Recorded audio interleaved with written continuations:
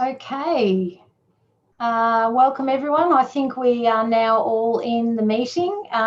Sorry to those people that were waiting. We just, as happens with this, bit of technology mucking around. Anyway, here we are. So welcome to this meeting of council. This meeting's being live streamed and recorded, and the voices and images of those participating in the meeting may be captured as part of this recording. We acknowledge the original custodians of the land on which we're meeting right across the Shire tonight, and pay respects to elders past, present, and welcome any descendants who may be watching the meeting this evening. As councillors, we have all taken an oath to carry out our duties in the best interests of the people of Indigo Shire, and to do this in a fair and impartial manner. We are all committed to exercising the council's powers and functions to the best of our skills and judgment. Do I have any apologies and leave of absence? No. Any declaration of conflict of interest? Councillor Price. I wish to disclose that I have a conflict of interest with item number 10.4 of the council meeting agenda tonight. It's an indirect conflict due to residential amenity, as the proposed subdivision is the subdivision next to where I live. Okay, thank you, councillor. So at 10.4, you'll go into a breakout room or a waiting room, sorry, and we'll continue with that. So the administrator will manage that. Do we have any condolences tonight? No. Community and council achievements. I think that we may actually hear from people in general business as well of other things, but does anyone want to raise anything tonight? Okay, so confirmation of minutes from the previous meeting. The recommendation is that council confirm the minutes of the ordinary council meeting held on the 30th of June 2020 as published on the website. Confirm the minutes of the confidential session held on the 30th of June 2020 as distributed separately, and also confirm the minutes of the special council meeting held on the 14th of July 2020 as published on our website. Do I have someone to move that? Councillor Price, seconded Councillor Goldsworthy. Do you need to speak to that? Councillor Goldsworthy, no. Okay, all those in favour? Carried. Thank you. So item 7.1 is suspension of the standing orders regarding open forum, and the recommendation is that we suspend standing orders to allow the open forum to be brought forward in the agenda to item 7.2, and that I read the questions to the open forum on behalf of the questioner without the requirement that the questioner or their representative be present at the meeting. Do I have someone to move that? Councillor Price, seconder Councillor Shepherd. Okay, all those in favour? Anyone against? Even better. Anyone against? No? Okay, great, thank you. All right, so then 7.2 is open forum. We do have 3 questions tonight from Robin McLeish. So I'm going to ask the questions and if, so some of them are asking for a fair bit of detail, so they might need to be on notice, in which case they will be published in the papers of the next agenda. The first question from Robin: has council now completed a tenancy arrangement for the Beechworth rail shed? If so, when will the details be announced? Mark Florence. Thanks, Madam Mayor. The short answer is no, the tenancy hasn't been completed. We're still negotiating with a potential tenant, with the details left in that person's court to respond. All right, and so just to preempt the next question for Robin, when will those details be announced? If once we've done that, how soon will the details be made public? If we reach a tenancy arrangement? Well, it will depend on the terms that are negotiated about whether it actually comes to council or not, or whether it's done under the delegation of the CEO. Okay, all right, thank you. So that's still to happen. Number 2, as the Rutherglen Economic Revitalisation Project is now complete, will council undertake to provide a post-completion report for the first 4 years of this $1.8 million project, with details of the 29 new jobs, the 1.5 million per annum increase in local wages, and the 4.7 million per annum increase in value-added activities? So that would be, I think, the CEO, yeah. Madam Mayor, if I can take that on notice, we've just really received that as we came to the meeting, and I'd just like a bit more time to have a look at the funding agreement to see what's required of that particular fund. All right, thank you. And number 3, the Chiltern Rail Shed project was completed 5 years ago at a cost of $1 million. The following extract from the project document claimed that we would, quote, see visitors arriving by bicycle, by train, by walking track, all keen to find out more, to experience our national park, our bird life, our connecting cycle paths, and then head out to enjoy our wonderful environment. How many cyclists have visited the rail shed in the last 5 years? Do we have any way of knowing that? Like, do we count them, or is there some tally of how many come? Madam Mayor, I think we'll again take it on notice and just see what information we can find on that. Yeah. All right. But there is certainly tourism data that's available. Whether I it's was wondering, discernible at that level will yet to be seen. But there may be some visitation data that shows changes over time. But I'm not sure what we do have on hand, and we'll have a look at it. Okay, so we might be able to find visitor numbers, not necessarily just cyclists themselves, but it does say bicycle, train, walking track. So clearly visitors do more than just cycle. So we'll get those figures. Okay, thank you. And thank you, Robin. And that is the end of open forum for tonight. So the recommendation is that standing orders be resumed. Do I have someone to move that? Councillor Murdoch. Seconder is Councillor Trenery. Okay, thank you. All those in favour? Thank you. Thanks, everyone. Okay, so we are now up to item 8, which is business arising from the previous meeting. It says here that there's going to be a verbal response from the CEO regarding question on notice from Anne Robbie, who was a budget submitter on the 14th of July regarding footpaths. So are you going to make a verbal response there, or is that response in the agenda papers? Madam Mayor, the question notice didn't come at the last council meeting, but came at the special meeting in between. Yes. So since adopting these, since issuing these papers, we've sent an email out to Annie Robbie, and just wanted to let you know that we'll include the full transcript in the next meeting rather than this meeting. That's all I wanted to say there. Thank you. Thanks for explaining that. All right, and we have no petitions tonight. All right, so item 10.1 is the consideration of the 2020-21 budget submissions. So the recommendation is that Council considers and notes the attached budget submission and officer responses, endorses the attached recommendations in relation to each of the 2021 budget submissions, makes the recommended changes to the budget as a result of those submissions, and directs council staff to respond to each submitter with a copy of this report and attached summary of officer recommendations and the council resolution. Do I have a mover for that? Councillor Goldsworthy, do I have a seconder? Councillor Shepherd. Councillor Goldsworthy, do you wish to speak to that motion? Yes, we had a number of submissions to the budget, and it is difficult to accommodate all those that would like to see things included.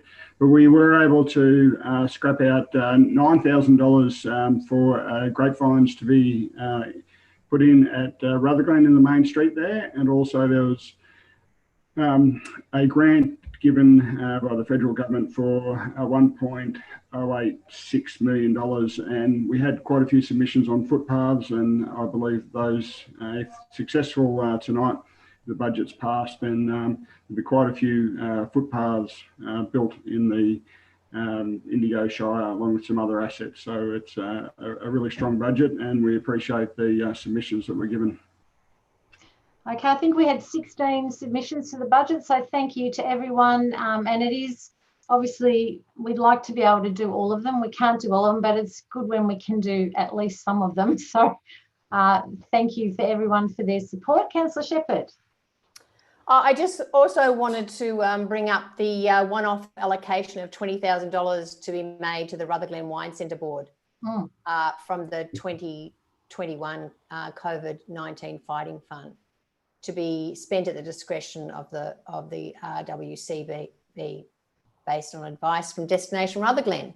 So that's also another one that we have found some money for. So that's good news. I wanted to raise another thing. Quite a few of these submissions are more than just budget submissions.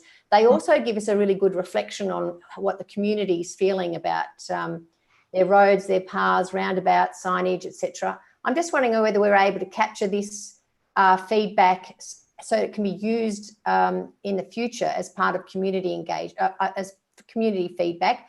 Otherwise, it's sort of gone now. But I think there's some really important points that people have made that would be great to keep for the future. So I don't know how we can do that, but I'm putting it out there. Okay, Councillor, thank you. And yes, I mean, clearly people don't always just ask for money. They make lots of submissions to us around a range of issues that are really important in the community. So is someone able to answer, Councillor Shepherd, on that, how we can make sure, particularly with a new council coming in, developing a new council plan, that they are able to understand the sort of issues that the community does raise with us as a current council? Mayor, certainly, I know that some of the allocations that are made, or the assessments that are done on footpaths and roads, have a community input and assessment, and they're scored out of 3 in relation to that, 1, 2 or 3 for their significance. So I wonder if that could be one of those avenues where we could incorporate some feedback. Yeah. Okay, but I think, I'm not sure of the mechanism right now, Councillor, but I think it's a really important point that the information we do get gets carried through so that the voices of the community are heard. Yeah. All right. So anyone else wish to speak to the budget submissions? Okay, I'm going to put them. Oh, sorry, Councillor Goldsworthy, do you want to sum up? No, I'm right, thanks. All right, so I'm going to put this. Anyone against? Carried. Thanks, councillors. Okay, so item 10.2. This is adoption of the Indigo Shire Council 2020-21 budget. This is a very long recommendation, so I'm not going to read it all in detail. But the recommendation is that having given public notice in accordance with the Local Government Act and having received and considered submissions, that we adopt the attached budget, including the budgeted financial statements as defined by the Local Government Finance and Reporting Regulations 2014. That the fees and charges as listed will be effective from the 1st of August, that the CEO or delegate gives public notice of this decision to adopt the budget, that Council records the following reasons for the decision to adopt the budget: because it reflects the efficient and effective allocation of resources having regard to the objectives, roles and functions of Council, and it is appropriate to the priorities of Council having regard to the revised Council plan and Council's long-term financial strategy. It then lists the rates and charges, general rates, municipal charge, waste management charges, options for payment, and borrowings. It's all there for people to read. We have already put this budget out, and as you heard, there were submissions to the budget. We've heard those as well. So there's been a lengthy process on this. And before I put this motion, I actually think it's important to make a bit of a statement about this budget. And that I just need to get my notes here. So I want to just remind everyone that this budget has been put together after a summer of bushfires, followed by the COVID-19 pandemic, which has created a really difficult environment in which to prepare a budget. And both state and federal governments have not even attempted to do this yet because it is such a difficult environment. We had to take into account a number of assumptions around predicted loss of income as a result of these disasters, and then offset this with savings in some areas without impacting on service delivery. So this ensures that we can continue to deliver the range and quality of services our community expects, which includes road construction, maternal and child health, libraries, town planning, actions to protect and enhance the environment, leisure facilities, waste services, and so much more. I really want to thank the staff on behalf of Council for the really difficult circumstances in which they've been working this year, putting together this budget, and in particular our Chief Financial Officer, Phil Garoni. So this also, because of that, this budget will be constantly reviewed and adjusted throughout the year with all the unforeseen situations that we keep coming to deal with. So whatever's written here tonight will change. We know that it will change, and we ask that the community is understanding and patient about that, given the context that this budget's being done in. So I think it's really important just to put context around this particular year. And in doing that, do I have someone to move that the budget be moved? Thank you, Councillor Goldsworthy. Do I have a seconder? Councillor Murdoch. Okay, Councillor Goldsworthy. Oh, look, it's in many ways it's an exciting budget because of so much that can happen if all is delivered. And we know that our capital works delivery this year is increased, and I know that this is a $30+ million budget, and we have at least $12.5 million worth of capital works in there. We end up with a budget surplus of $5.5 million. But some of the exciting projects, and we as councillors may not see the delivery of these given that the election's coming up, but things like the epic bike trail, the tennis courts at Beechworth, and then you've got all the footpaths and cycleways that are coming online. So Waganya to Moodamere trail, completion hopefully of the Beechworth to Yakandanda rail trail. The footpaths done in Barnawatha, Waganya, Tangambalango, Beechworth and Chiltern and Yakandanda. The list really does go on. We're looking to allocate more money to water bubblers. Our rec reserves get a facelift. There is so much in here for the community, and it's a budget we should all support. I know these are troubling times, but we certainly there's money about at the moment. We've been gifted a fair bit, and we've got to take the most of our opportunities, and we only hope that that we can deliver on what we're saying we're going to. It's been an epic journey. We've had a lot of meetings between us all. We've started this back in, I reckon it was before December that we started working on this. We've had a lot of meetings together. And yeah, it's been an evolving feast because of the COVID-19 and the bushfires, but certainly this is a budget for the ages, and it'll be hard to replicate in the future because I'd imagine things will tighten up after this. So for that reason, yep, I recommend this budget, and we should pass it, and congratulate the staff on all the work that they've done. Okay, Councillor Murdoch, as a seconder, would you like to speak to this? You're muted, Councillor. You need to turn your microphone on. No, still can't hear you. Turn your microphone on. Find the microphone button. Now you've turned your camera off. There you are. It's okay, just take your time. Can't hear you, Barb, so if you can turn your microphone back on. Still can't hear you. What if we come back to her, Jenny, in a minute? I will. I'll come back. Got it.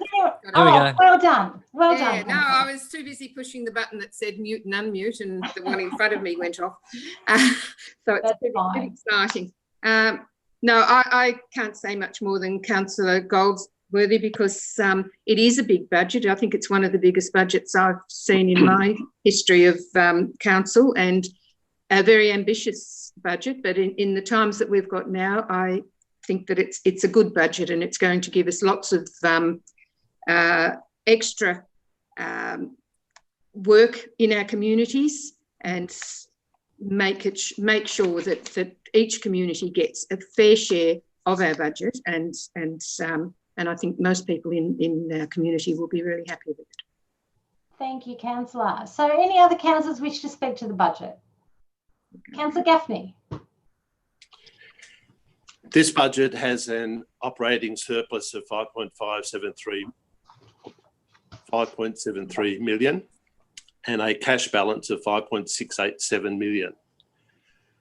The spend on the Tourism Department, Visitor Services and the Burke and Cultural Heritage was for the 2020-2021 budget is the Burke is spending $749,642 and Visitor Services $568,000 and the Tourism Department $757,120, which is a gross spend of $2,104,330, which is up $156,000 $100,000 on last year. The Beechworth VIC for Q2 was the expense forecast was $396,440, or a net loss of $345,263. The Rutherglen VIC net loss to council is $142,000, with a Vargo audit of $4,000. So the cost to council being a total of $146,000. In the Rutherglen Destination Management Structure Review, the final report, February 2020, prepared by a VIC expert and consultant, Tom Smith, at a cost of many thousands of dollars to the ratepayers of Indigo Shire, wrote that the Beechworth VIC expenses would be $326,214, and the Rutherglen VIC under council control would be $300,000. This is currently run by a board of volunteers who will save council $100,000 if the contribution is increased. A line in the budget which says Visitor Information Centre Management across all centres, $41,235. I'm not sure what that means, but Rutherglen doesn't get 1 cent. At this stage, Madam Mayor, I'd like to move an amendment that the Rutherglen Wine Centre Board gets a contribution to increase their capacity to $190,000. So that's an increase of how much, Councillor? From 146 to 190, which is 42,000. 42, and we've already, is that in addition to the 20,000 that we've that's a COVID amount of out of 200,000. I know the Councillor Shepherd mentioned that, but she didn't mention the other 180, but I think that's going to Destination Rutherglen for marketing purposes. Okay, so the 20K is separate to this 42. It's not inclusive yet. Okay. No. All right. So do I have someone to second that amendment from Councillor Gaffney? I've just got a question. Sorry. If we're going up to 190,000 from 146, yeah. That's not 42. No, it's not. It's 44. 44. 44. Yeah. So at 40, I'm happy to second that amendment. Okay. All right. So, Councillor Gaffney, do you want to speak to the amendment? I've just spoken to it. That's that the spend is $2,104,330 to which to run the Rutherglen VIC gets $142,000 and then has to pay out to Vargo an extra $4,000, which makes it $146,000. Even with that amount of money, those volunteers, according to the Tom Smith report, saves council $100,000. Tom Smith said that if council has to take it over, which would be if this board did not continue, which is certainly in doubt because 142,000 won't run that VIC, we're going to be up for an extra $160,000 almost. And I just think that this part of the budget is not fair and it's not balanced. Okay, so Councillor Goldsworthy, you're the mover. So just for the amendment, Councillor Trenner, you were the seconder of the amendment. Do you want to speak to that? Oh, listen, I'm happy to reserve my right. Okay. Yeah, I had a question of the CEO. I'm just wondering from the CEO, could you explain the costs from our perspective, please, or the council perspective in relation to what's provided to the Rutherglen, Destination Rutherglen and the Rutherglen Wine Board, and how that actually works and whether that's sufficient in your opinion to provide them or have them provide visitor information services? Through you, Madam Mayor. Councillors, I've got the Tom Smith report in front of me, and the figures I have is that the estimate is under council control that council could run the Rutherglen VIC for $134,000. So in fact, we believe that we can actually run the VIC for less less than the current allocation of 144,000 plus the financing. So I don't recognise a figure of 300,000 or an estimate for running the Rutherglen VIC from council. I only recognise a figure of 134, which is on page 15 of the Tom Smith report. Hang on, Councillor Gaffney. Do you want to? I just want to get other. You'll be able to sum up in a minute. Just let other councillors speak to the motion. So, anyone else want to speak to the amendment?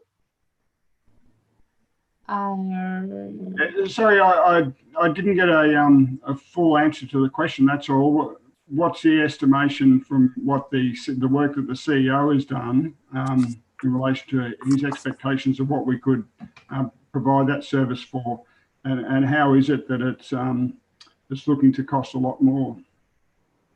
So hang on, you're asking. So CEO, you quoted Tom Smith's figures. Yeah. So from your own work. Is that what you're asking, Councillor? Yes, it is. Yeah. So the current contribution from council to Rutherglen Wine Centre Board, which includes mainly to run the wine experience, as Councillor Gaffney rightly said, is about $143,700. Plus we pay for the financial reporting on there as well, the auditing of it. So that's what we currently pay. The Tom Smith report shows a figure of about 134 to run it if council were to run it. Now, the Tom Smith report mainly used data provided from council staff. So we had run figures, and our estimate was for council to run the VIC purely as a VIC. I'm talking about here, not trying to replicate other activities that might be done through Destination Rutherglen, but purely to run the VIC as a VIC. Our estimate is about $134,000. That was last year's report, so perhaps add a bit of CPI to that. So I'm saying a figure in the 130s, the high 130s, we probably could run that VIC from council. Okay. Does that answer your question, Councillor Goldsworthy? Well, yes and no. I was curious as to why are we looking to allocate the additional $20,000 if we think we're providing more than what we're budgeted to give them. Could you explain that? Yeah. I guess we have I mean, that's on one hand, you've got an estimate of what we think we could run it for. On the other hand, though, we have a resolution by council back in February that the services, that the current model that we have is the model that we're staying with. So under that current model that's been run by the Wine Centre Board and through Destination Rutherglen. So using that model and using their financial forecasts and what we've currently contributed to them in prior years was sufficient. In this current year, though, we do recognise, as is council's own budget, a very challenging period ahead. And we understand that the financials are quite complicated. They've got contributions from members. They've got contributions from winemakers, Rutherglen, for example. They've got wine sales and gift shop sales. So there's a rather complex budget that comes up with our contribution to them and how they spend it. Fair to say, it is a challenging year ahead, and the gift shop sales may not be as high as it would normally be. And we recognise too, winemakers Rutherglen, who normally contribute $20,000 a year membership, they have notified they're withdrawing that membership. So I think there is a case for council to consider, which is what we put in the budget submission. There was a case for council to consider the tough year that centre is facing as well as everybody else, and that was COVID related. So the recommendation in item 10.1 was a one-off to recognise a tough year. That money could be used for COVID recovery or marketing or visitor attraction, and which is fundamentally what the Wine Centre Board model and DR does. So recognising that tough year and that loss of some of that revenue, that there was recommending one-off contribution to help them get through that tough period, and recognising too that that resolution back in February asked the CEO to do well, not so much a review, but support DR to determine its future and assess its future. So there's more work to be done in that space. So the recommendation was a one-off allocation, not an ongoing, and give us the time to go away and do that further work to look at the sustainability of that model into the future. Okay. I'd like to speak against the motion, against this amendment to the motion. Okay. Yeah, go ahead. I've got a question before we get into that. Yeah, We just sure. had a heap of questions. Yeah, sure, Councillor, go. A question to the mover about where the $300,000 came from, just to clarify. Yes, I tried that when the CEO first mentioned it. If you go to page 15 of the report. Which report, Councillor? You're talking from about? Tom Smith, I mentioned it before, the Rutherglen Destination Management Structure Review, final report, February 2020. The councillors have this in front of them, sorry. And I'll quote it. What it says is cost considerations. Yep. Rutherglen VIC under council, operational costs, not building costs. Forecast expenses, $300,000, includes COGS using RWE 2018-2019 actuals. That's what it says. The CEO is then saying it says 134. I don't believe under council control that centre, that visitor information centre under council control would become a liquor barn, which I mentioned back in February. I don't think we're going into competition with major liquor stores or Coles or Woolworths. What the CEO has quoted is if we were in that business, and I don't believe this council would ever be, no other councils have got liquor licences selling grog to their community. And what it says is the forecast expenses, cost to council for the Rutherglen VIC, $300,000. I don't wish to debate the CEO, but I think he's been very selective. Okay. So, CEO, do you want to respond to that? Because basically you're telling us two entirely different figures, and I'm very confused by that. I'm sure other councillors are. Thanks, Madam Mayor.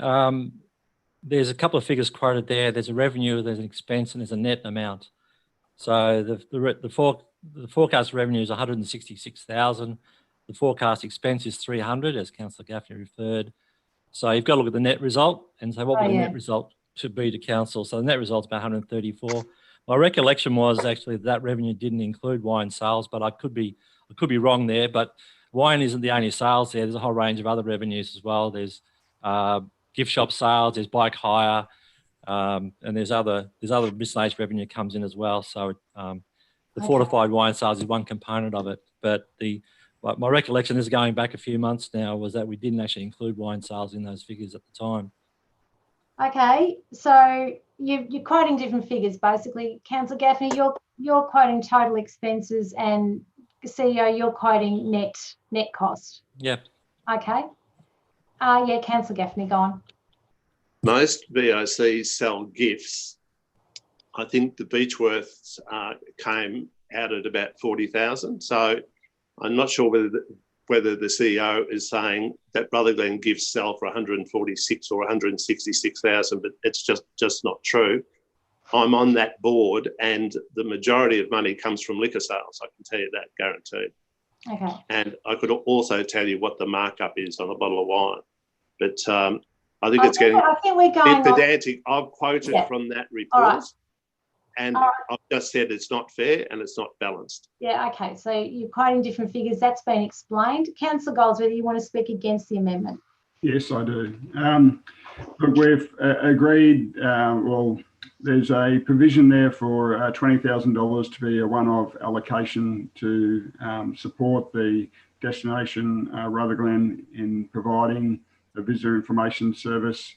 The figures clearly show when adjusted for staff that the cost for Beechworth visitor information service is around 195,000. As we've already heard, the Rutherglen one's around 144. They have walk-in visitors of around 58,000. Beechworth has around 90,000. So when you're trying to compare them straight up costs, you've got a cost to council per visitor of $2.48 at Rutherglen and $2.17 at Beechworth. The Beechworth Visitor Information Centre is more economical to run on a per visitor basis.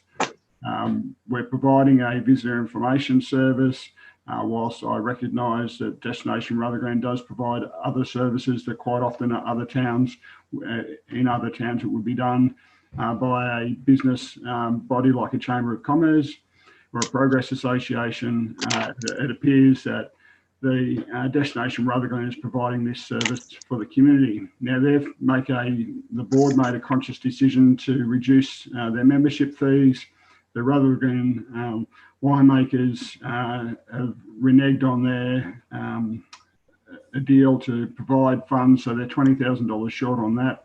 I'm not sure why council would need to pick that up in a permanent basis. So I think it's an extravagant waste to be providing $190,000 when a lot of that will probably be going to wages that provide a service that aren't what we need provided. Okay, thank you. Other councillors wish to speak to the amended motion? Yes, Councillor Price. I can't support this figure because I supported the original motion in February that was put forward, and I've been able to see that the CEO has been actively working with the Wine Centre Board and Destination Rutherglen since then, and I'm confident in the discussions that he's had along with other staff, and the advice that he's provided us around the figures to know that 20,000 will be an appropriate amount.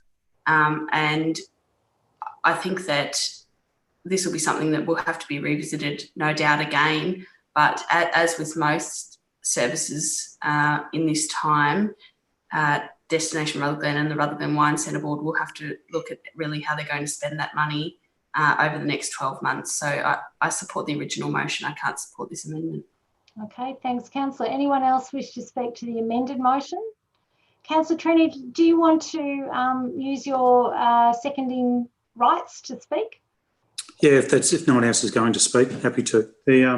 A couple of things just to clarify. Those sales, the majority of those sales are wine sales, and they will disappear if we take it over. As per the debate when we rejected the report when it came through, $300,000 is the correct. Councillor Gaffney's figures were right. They deliver more through that organisation than any other small or medium or large Chamber of Commerce in North East Victoria. Full stop. They do a better job, and they do it because of the structure that they are, and they attract volunteers and they're connected to the community. When we said the CEO to work with, I would suggest that Destination Rutherglen don't think $20,000 is enough. Otherwise, they would not have asked for 40. They're not that type of organisation. They're not asking for the sake of it. They're asking because they need to do a job, continue to represent Rutherglen. Rutherglen and the community of Rutherglen and the financial side of Rutherglen needs all the help it can get in these times in regards to the lack of visitation now that's going to happen. And that's exactly what this organisation does. This organisation full of volunteers that comes from that community with the intent of helping that community. There's no way in the world Indigo Shire could go in there and run it and do the same programs, get the same attachment as they do as volunteers. It just will not happen, and it wouldn't happen for even $300,000. They're saving this community a huge amount of money, ratepayers' money, and doing a much better job. And I just, for the sake of a small, we're increasing our rates by $350,000.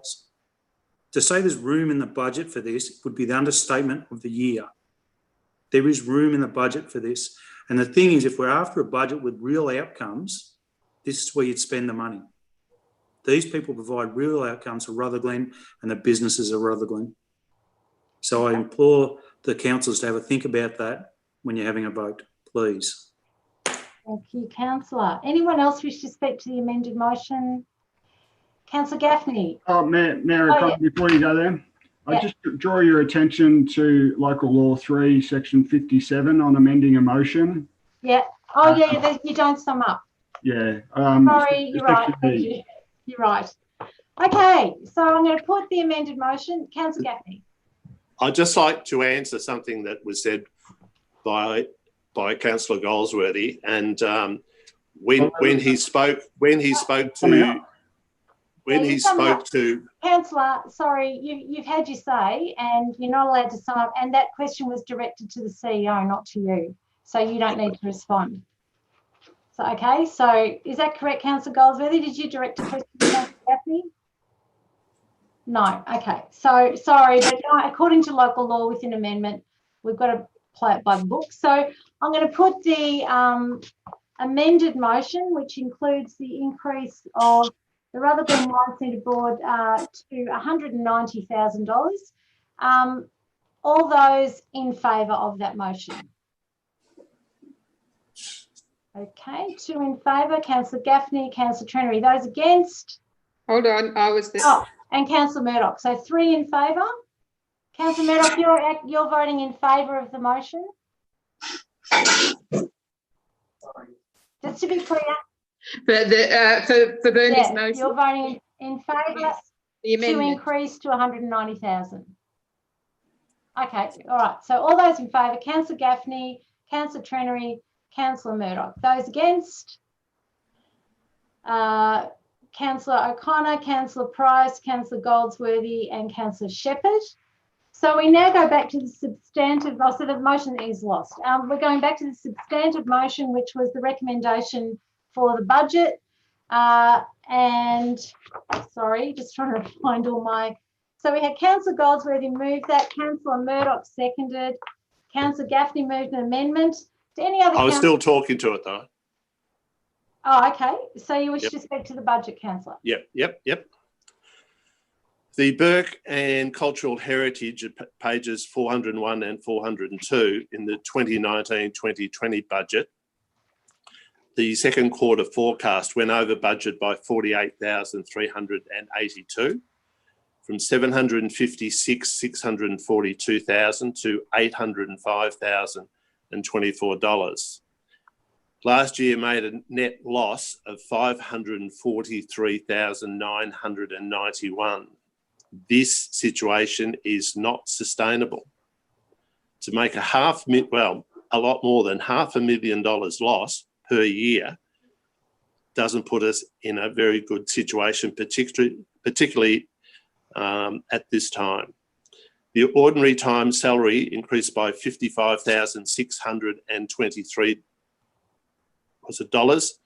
from 487,866 to 543,489. Salary and wage adjustments increased by a further 84,000.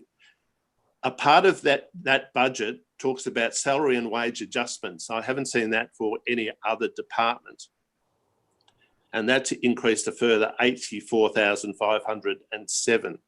Could someone explain what that means? We've got an ordinary time wage increase by 55,600. And as you read down further, it says salary and wage adjustment increased by a further $84,500.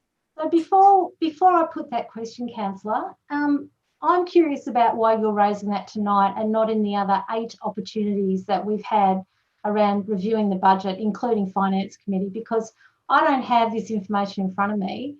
And so I don't feel that I can make a decision about it, given that I've never heard of it and it's never been raised before. And we will have to ask Director Greg Pinkerton to answer that as the Director in charge of the budget. But you've asked for a range of very detailed information there. I haven't finished, Madam Mayor. It's on page 401 and 402. It's in the budget. I'm not sure why you don't know it's there. Councillor, I cannot quote from 400 pages of a budget every line. Sorry, I don't know if anyone else in the room can, but I think that's an unreasonable thing to do when we've had 8 meetings about the budget and I've never heard this mentioned before. So no, that's it, Councillor. I am now asking for an answer to your question from Director Pinkerton. And then, or CEO. Madam Mayor, I'll probably throw it to Mark in a little while. There's a couple of adjustments here in that particular Burke and Cultural Heritage. That there has been some restructure that's been going on that's shifted resources around between some of those services. So there's movements of staff between components. So some of it's Burke Museum, some of it's back in tourism development and so on. So I don't have those exact answers, but there is a reshuffle. So this particular one, you can't look in isolation and see the salary in one particular unit without looking at a restructure of the whole unit. So that takes a little bit more time to unravel and explain why those have moved around. At the very start, Madam Mayor, you spoke about the adjustments we made for COVID-19 at the start of the session. And one of the things we had to do was to make some assumptions about what COVID-19 might do to this budget. And when we've made adjustments to this budget of some $500,000 on revenue and expenses as our first go at what the COVID-19 impact might be. Now, some of that has impacted on the Burke Museum, for example, and we're seeing that coming through in the second quarter where the visitation numbers are down. So that's impacting on the net cost to council. But also, we've also made some assumptions about reduced wages, particularly through casuals and things like that, to say, well, if the numbers are down, can we adjust our workforce to suit that? So the adjustment you see in there that council referred to, I think it's a negative figure of $84,000. And what that's saying is that's our first look at COVID-19 and the impact, and to say, well, what staff costs could be adjusted to accommodate that lower revenue. So that's what that adjustment is there.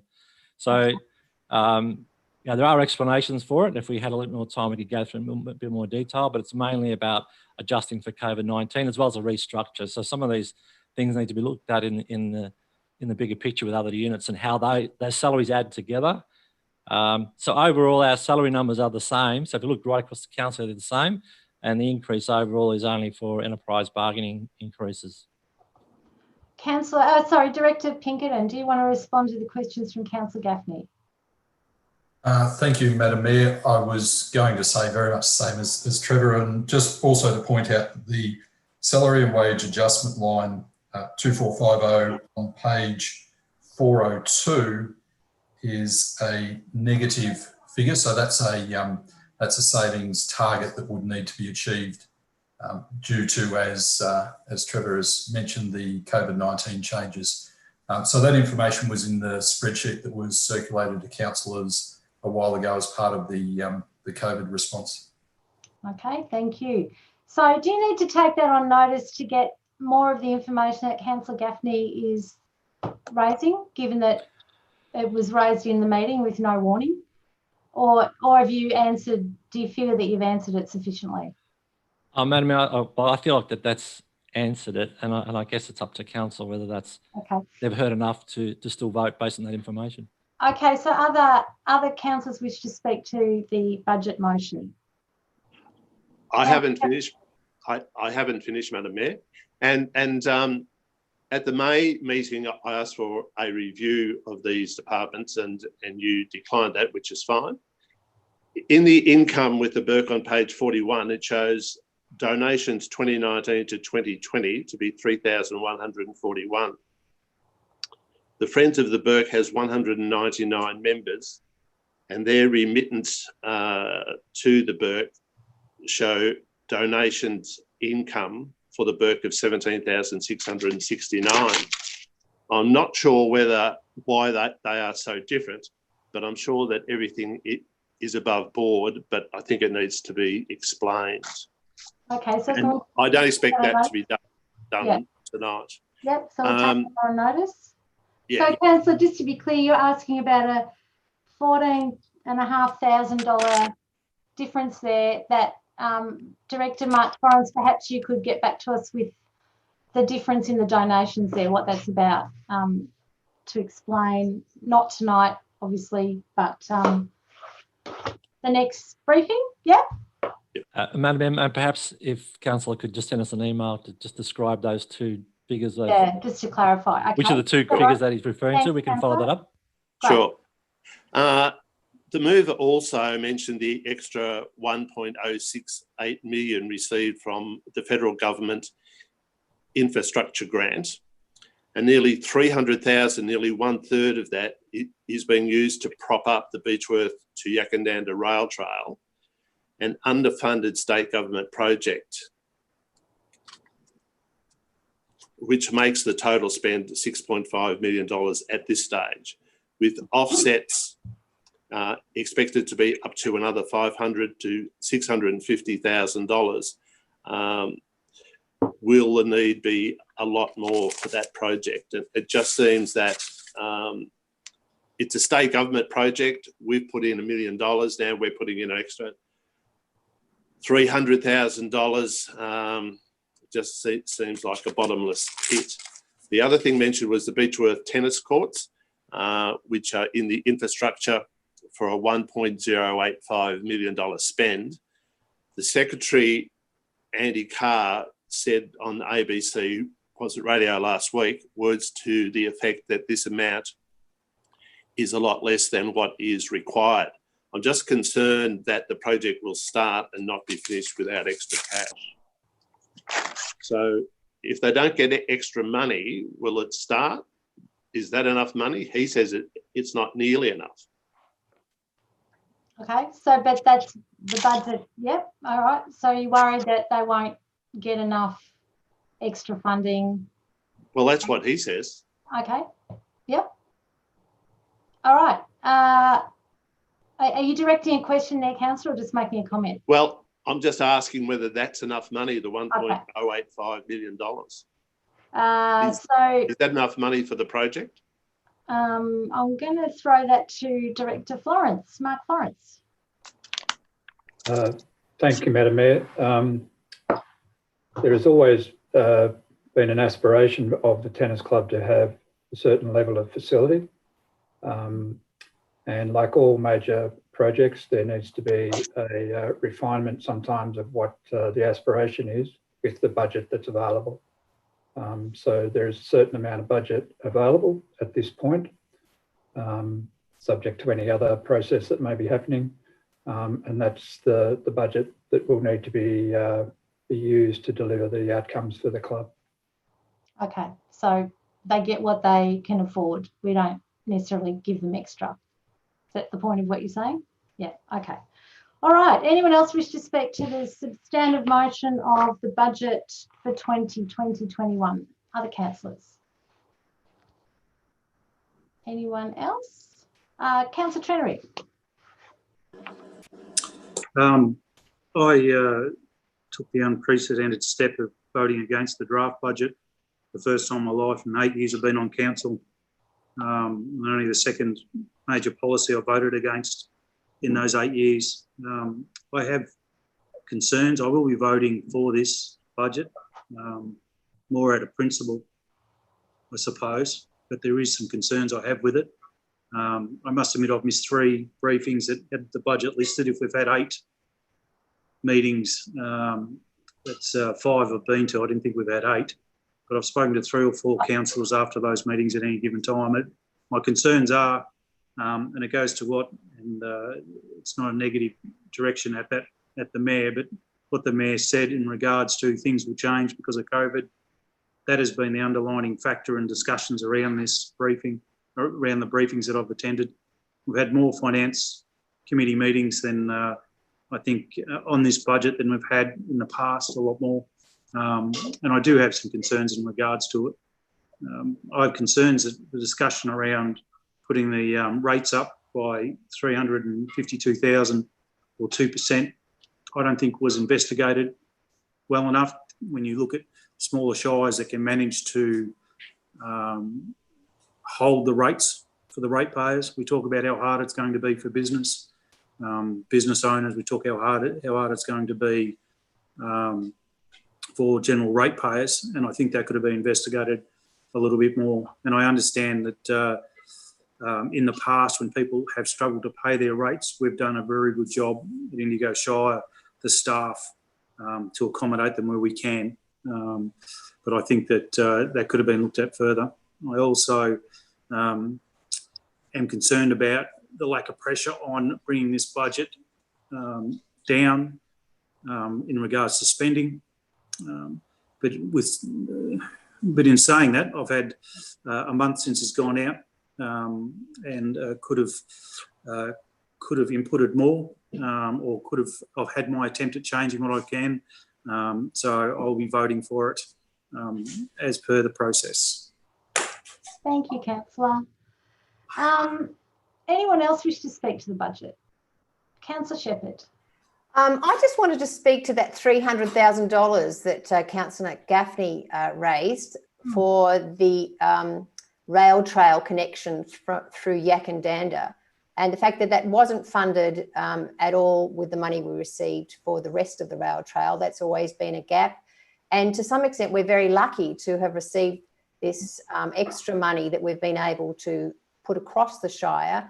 I do realise that $300,000 is a lot of money, but it's completing that whole from Osmond's Flat up to Beechworth. It will complete the whole rail trail there without us having to find the extra money that we thought we would have to do to complete it in the centre. And just today I was listening to people talking about, I was at a meeting and people were talking about using that trail, and people were saying, oh, it's way too busy. You've got to go during the week now. You've got to get there during the week. So it's already changed the way Yakandanda connects out to Osmond's Flat along that creek. So it's been an amazing addition to the community there. And once it's connected up to Beechworth, I think the whole Shire will be able to use it for recreation. So I think the $300,000 is lucky it's come our way that we can spend it there.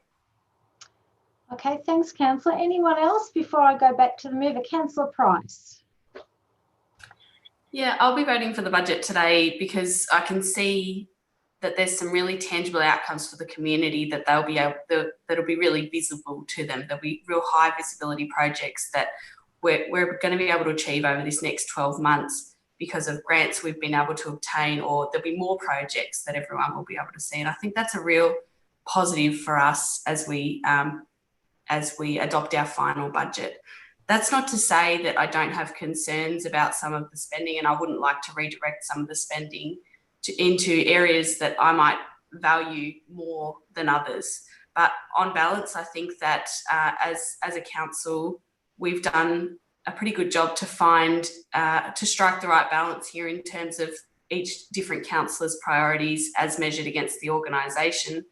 I would like to continue to see the process become more transparent and more outward facing, and I'll continue to ask those questions. But I think that the staff have been receptive to those questions. So thank you to Phil Garoni for being so responsive to any questions or concerns or feedback about the budget. I think it's a really great budget, and I think that we'll look back and think what a fantastic job the organisation did at a time like this, working from home, to be able to get a budget like this up for us. Okay, thank you, Councillor. Councillor Goldsworthy, do you wish to sum up?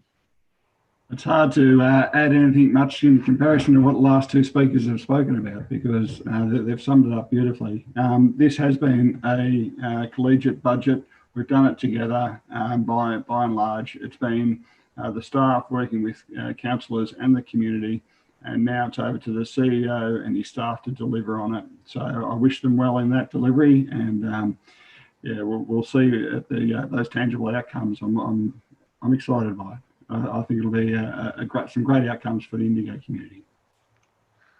Okay, so I'm now going to put the motion that we adopt the 2020-2021 budget. All those in favour? Passed. Oh, anyone against? Passed unanimously. Thank you, councillors. Okay, and yeah, again, thanks to all the staff, and as Larry said, good luck with the next phase of actually delivering in such a challenging time, where it's going to be, it's going to require a lot of effort on all of our parts to make sure things stay on track. Okay, so item 10.3 is planning permit application PP 190222 Mount Ophir Function Centre, and the recommendation is that council approves this application for the use and development of land at 168 Stillards Lane, Rutherglen, as a function centre, subject to the conditions which are attachment 2, and issues a notice of decision to approve a permit. Do I have someone to move that? Councillor Gaffney. Do I have a seconder? I can't. Do I have a seconder to the motion? Councillor Gaffney, I can't hear you. He's on mute. Your microphone's off. Sorry. I'd like to move another motion, Madam Mayor, not the recommendation. Oh, okay. Yeah. I move the council refuses application PP 190222 for the use of land at 168 Stillards Lane, was it Rutherglen, as a function centre on the following grounds, but that's the motion to refuse. Okay. And the grounds, Councillor, do you want to, or you can speak to the motion, I guess, and go through the grounds. Do I have a seconder for that motion? Councillor Shepherd? Okay, sorry, I'm just making sure I've got the right people in the right places. Councillor Gaffney, do you wish to speak to that? Okay, point 1. The proposal is inconsistent with the purpose of the farming zone in that it does not ensure that a non-agricultural use does not adversely affect the use of land for agriculture and is not compatible with adjoining and nearby agricultural land uses. 2, the proposal is inconsistent with clause 13.02-1S in that the application has not satisfactorily demonstrated that the relevant policies have been addressed, performance measures satisfied, or bushfire protection measures can be adequately implemented. 3, the proposal is inconsistent with clause 22.016, which seeks to ensure the use of land is in conjunction with agricultural production. The proposal does not facilitate and enhance the ongoing primary use of the land for productive, sustainable agriculture. 4, the road network is not suitable to accommodate the traffic generated by the proposal. 5, the proposal fails to meet the objectives and policies within clause 22.023 in that it fails to avoid potential conflict with normal farming operations on adjoining or nearby properties. 6, the proposal is inconsistent with clause 13.051S as it has not been demonstrated that noise emanating from the site will be effectively managed and will not affect the rural amenity of the area. 7, the application is not in accordance with the decision guidelines of clause 65.01 in that the proposal is not considered to result in orderly planning of the area and will affect the amenity of the area in relation to noise, hours of operation, number of patrons and vehicle movements. Okay, so thank you, Councillor. Seconder, Councillor Shepherd, do you wish to speak to the motion? I just reserve my right. Okay, anyone else wish to speak to the motion to refuse? Councillor Goldsworthy. I'd like to speak against the motion. Just a question for Councillor Gaffney, given that he's read out the grounds for refusal, did you have any commentary around that? I agree that you probably only had 3 minutes, but you probably should be able to speak to the grounds behind it if he's willing to. A lot of it is about the right to farm. It's in a farming area. There's cropping there, there's livestock, there's aerial spraying, there's haymaking. It doesn't fit in with the amenity. It mightn't stop people farming, but the truck movements and bus movements, to have this thing in the middle of a rural setting, and going from 9 a.m. until midnight, 3 days a week, it's been changed constantly. I think it only changed at the last focus meeting. We had the First Amendment, not the Second Amendment. It doesn't fit in with the amenity of the area. And this council has always supported the right to farm. I remember with the gas guns at Stanley, you spoke about the right to farm, and that's what this is all about. And this is supported by the Victorian Farmers Federation to a very major degree. Okay. Right, Councillor Goldsworthy, you asked a question. Do you want to speak to the refusal motion? Yes, thanks. Look, it is a vexed question, and we've certainly had a lot of correspondence in relation to it from those people that will be affected by it. I was unable to make the focus or attend the actual venue. I was able to make the focus group meeting, but not the venue. I'm concerned that the reasons that Councillor Gaffney stated initially, those formal reasons, it doesn't consider the tourism or heritage aspects of the application. And what I would say around that is the Browns have a history of investing and making jobs, be it at All Saints, St Leonard's, Brown Brothers at Millwall, and in Tasmania as well. We know there are a lot of vacant shops in our towns, and Rutherglen and Chiltern would benefit from this development, and it'd be an economic boon for them. The closest resident to the proposed venue is around 800 metres away. So between Tuileries, All Saints and St Leonard's, they might host between 80 and 90 weddings per year. I seriously doubt that there'd be an increase exponentially in that. So whilst the permit application requested 3 events per week, I couldn't see them being major events. And if we don't support this development, what happens then? You know, like, do you think the Browns will keep that venue? It's a rhetorical question, but you know, they're more likely or not to sell it. I don't see them as being necessarily broadacre farming. So you go, well, who's going to actually invest and buy that property? And would it be a local, or would it be some sort of international firm that would be looking to come in and do something similar? My concern with this and the way it's been done is that we will ultimately, either way, and whilst it shouldn't affect our decision, we may end up in VCAT, and we then lose control over the conditions. Because when you listen to the concerns that have been expressed, a lot of it's around the amenity, and I agree there will be some there will be some impact in it. Potentially it would be relatively minor, but the council has made the decision to take the decibel level reading for indoors to the outdoors. So there's some more stringent requirements in relation to external noise. There's the requirement to put in bitumen road for 600 odd metres to the front of the venue. So we're likely to see an upgrade in the road. So that was a concern. And then you're looking at the CFA aspect of it, which we've addressed that in the conditions as well. So by and large, I'd like to think that most of the concerns that have been expressed to us have been taken care of. So for that reason, I understand the reason for the motion to refuse, and it is vexed, but I can't support it at this stage. Okay, thanks, Councillor. Anyone else wish to speak to the motion to refuse? Councillor Trennery.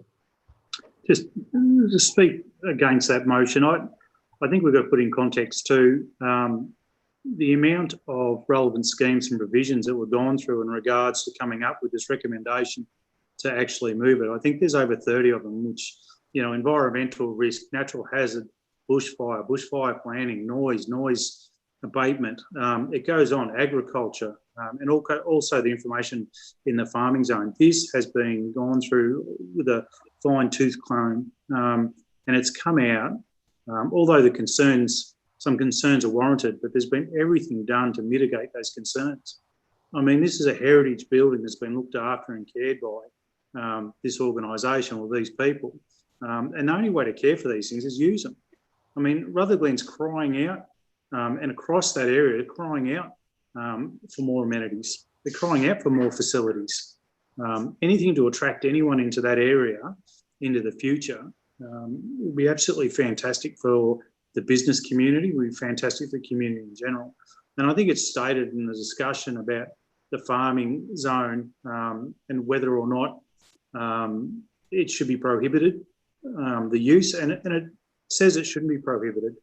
they can continue on farming, whether that use is there or not. But I can guarantee you now, if these old buildings aren't used, they will not be looked after. And I think that that's got to come into the consideration of all councillors, and also that any increase in someone who's going to invest at this time to enhance an estate like that, and also curb noise, spend the money on the bitumen, enhance the ability for the CFA to fight fires in that area, as well as adjust to the amount of people and adjust to the complaints that have been done. I think it's well and truly worth supporting. So I will not be voting for the refusal. Okay, thanks, Councillor. Anyone else wish to speak? Councillor Price. I think that before before we speak to what this application is judged on, you have to establish some of the fundamentals. And some of the fundamentals that haven't been established on this site for me are the existing use rights, any issues with compliance that haven't been rectified, and whether this is something that is complementary to the surrounding farming zone properties. I don't think that this has been established. I think that the decision tonight is about supporting the farming zone and the right to farm, which doesn't mean that this application seeks to stop the farming around in surrounding properties, and the repurposing and reactivation of heritage sites. I totally support that. And I think that there might be an appropriate solution here, but this is not it. This is a drastic change to the environment that has been in existence for quite some time, with all of these high productivity farms in that area. I can see that there are so many conflicts in the land use here during harvest times, with stock, with burning off, with oversized machinery moving stock along the roads. I have problems with almost all of the assessments that have been done that are complementary to this permit application. The traffic management assessment was done in one of the lowest, in one of the times where there's not much farming activity happening. So that's the lowest measure possible on the traffic management assessment. I have problems with, as I say, the compliance. I don't think that has been properly scrutinised. We don't have the resourcing to do that. So then any enforcement would fall to the community rather than council, which is not at all appropriate. And I think that there would be almost a total loss of amenity in this area if we were to approve 3 events per week from 9 a.m. to 12 p.m. of 200 people. That's rolling numbers across the day, so that's not a cap of 200 people. And I don't think it's fair to cite examples of the number of events that we could reasonably expect. That's not what we've been asked to do. An application has been put forward for a number of events a week, so we should assume the maximum, not the minimum. And I think that if you're living in a farm zone that was just productive farming area up until this point, and then you're given this application which seeks to disrupt potentially half of your week, I think that amounts to a real loss of amenity. And so that's why I'll be supporting the refusal. Okay. Can I ask you a question, please? Sure. Just of the Director for Planning. In the decision guidelines, should we take into consideration those points that Councillor Price has raised around potential future enforcement of previous infractions and yeah. Okay. Those issues. Yep. Through you, Madam Mayor. The short answer is that they're not usually considered in this sort of application. If I think about the future one to start with, the potential for a landowner to breach conditions in the future is is mere speculation at this stage, and so that's not something that would be supported if this was challenged at VCAT. So future wouldn't be an appropriate decision point. The past ones do have a mix in VCAT. Generally speaking, past enforcement or failure to enforcement or breaches of the past of planning conditions haven't been generally accepted by VCAT. However, in extreme cases, VCAT has considered that and found that to be a relevant consideration. I'm not too sure of the exact version of extreme cases that case referred to, but certainly if there's been a long history of breaches, VCAT has considered that. Okay. Thank you. So I'm coming back to Councillor Shepherd as the seconder. Do you wish to speak to the motion? Oh, anyone else wish to speak to the motion? Sorry. So Councillor Shepherd, you seconded the motion. Do you wish to speak? Yes, now? yes, I do. Look, I've attended 2 focus meetings with the objectors around creating a function centre at Mount Ophir, and I've also had the opportunity to visit Mount Ophir.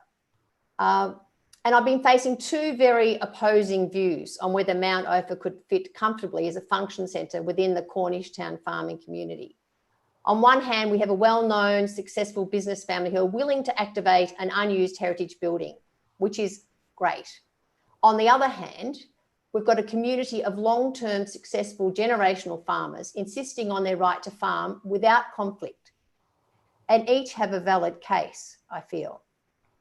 As I've listened to both sides, the discussion, I've become very aware that the local farming community have the continuing right to farm without having to negotiate with all the changing conditions that weddings, festivals and other events would place on their business activities. They're the people who are being imposed on here. They shouldn't have to be making changes. As I see it, it is the responsibility of the applicant to fit in within this farming business community, not the farming business's responsibility to bend the restrictions and inconveniences that the conference centre would bring. Even with the conditions that we have placed on the permit, there is still the unsuitability of the roads, the concerns around fire, the inconvenience and danger of mixing tourists with farming production practices, the parallel seasonal nature of both weddings and farming, and the inevitable clash of stubble burning or spray during a wedding ceremony. The prominence of Mount Ophir on a hill and the difficulty of whether the decibels are stopping that noise from, whether the decibel level that we've put on the permit, whether them being on top of the hill is going to stop that noise from going right across that whole district. So just the fact that it's on a hill is a problem. Agriculture brings the highest revenue to Indigo Shire, and as such, we should be protecting and supporting farming businesses. I note on one of the reports I got from the officer, it said that we've considered all the relevant issues and particular circumstances and allowing for adaptive reuse of a heritage building with minimal impact on the local area. Now, I just don't think it is minimal impact. And having listened to a wide range of objectors I'm very aware that it's not a NIMBY type of argument that they're giving. They really are concerned that they will not be able to farm without conflict. So I am absolutely, I agree as Councillor Gaffney said, Councillor Goldsworthy said that it is a building, it's a beautiful building that does need activation, but this permit does not suit that building, nor does it suit the amenity of the farming community. Okay, so I'm going to put the motion to refuse the application. All those in favour? So, oh, sorry, Councillor Gaffney, you can, sorry, I apologise, stop. Councillor Gaffney gets to sum up because it wasn't an amendment, it was a new motion. Go, Councillor Gaffney. It's all about It's all about the right to farm. The application's inconsistent with the farming zone. There's been breaches in the past. VCAT on occasions has taken that into account, and also the concern of enforcement of compliance. Okay, all right, so that, yep, thank you, summing up there. So again, I'll put the motion to refuse the application. All those in favour of refusal? So I've got, so carried, Councillor Price, Councillor Shepherd, Councillor Murdoch, Councillor Gaffney. All those against the refusal? Councillor O'Connor, Councillor Trenary and Councillor Goldsworthy. Okay, carried, refused, thank you. Item 10.4 is another planning permit application. Councillor Price, there you are. Councillor Price, you've declared a conflict on this. So, Administrator, could you please Councillor Price into the breakout room? We'll just wait for that to happen.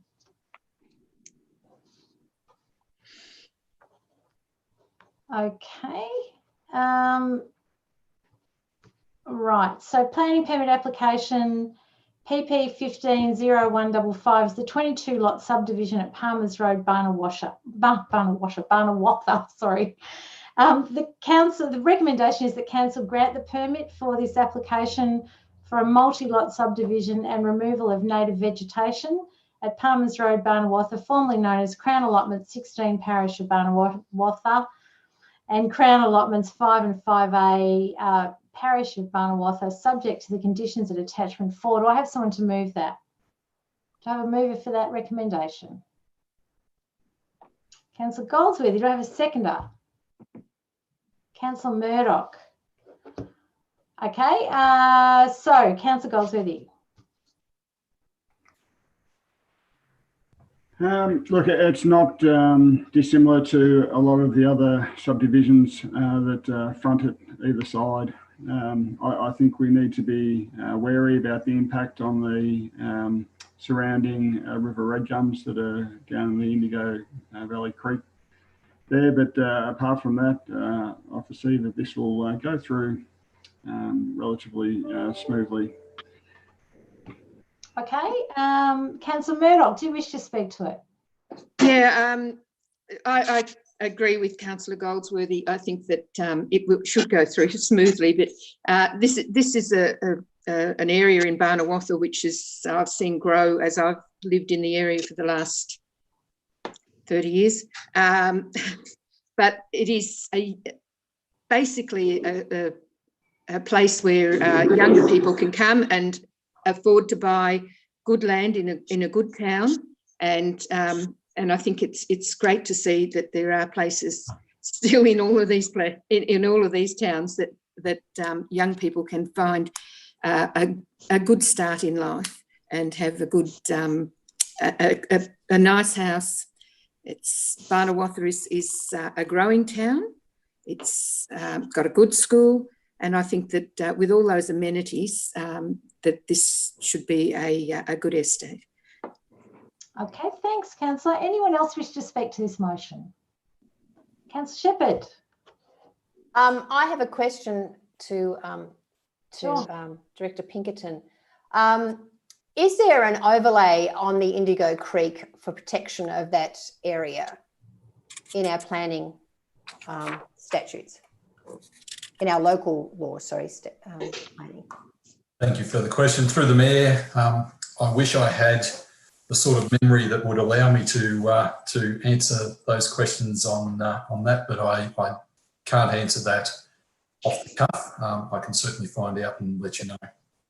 I suppose it's a rhetorical question in that I would like there to be, if there's not. It's something we need to look into because the Indigo Creek at the moment sitting with development being so close to the edge of it there, and stormwater being emitted from the not only that development but the other developments. There's a pipe that comes from them, is all going to go into the Indigo Creek there.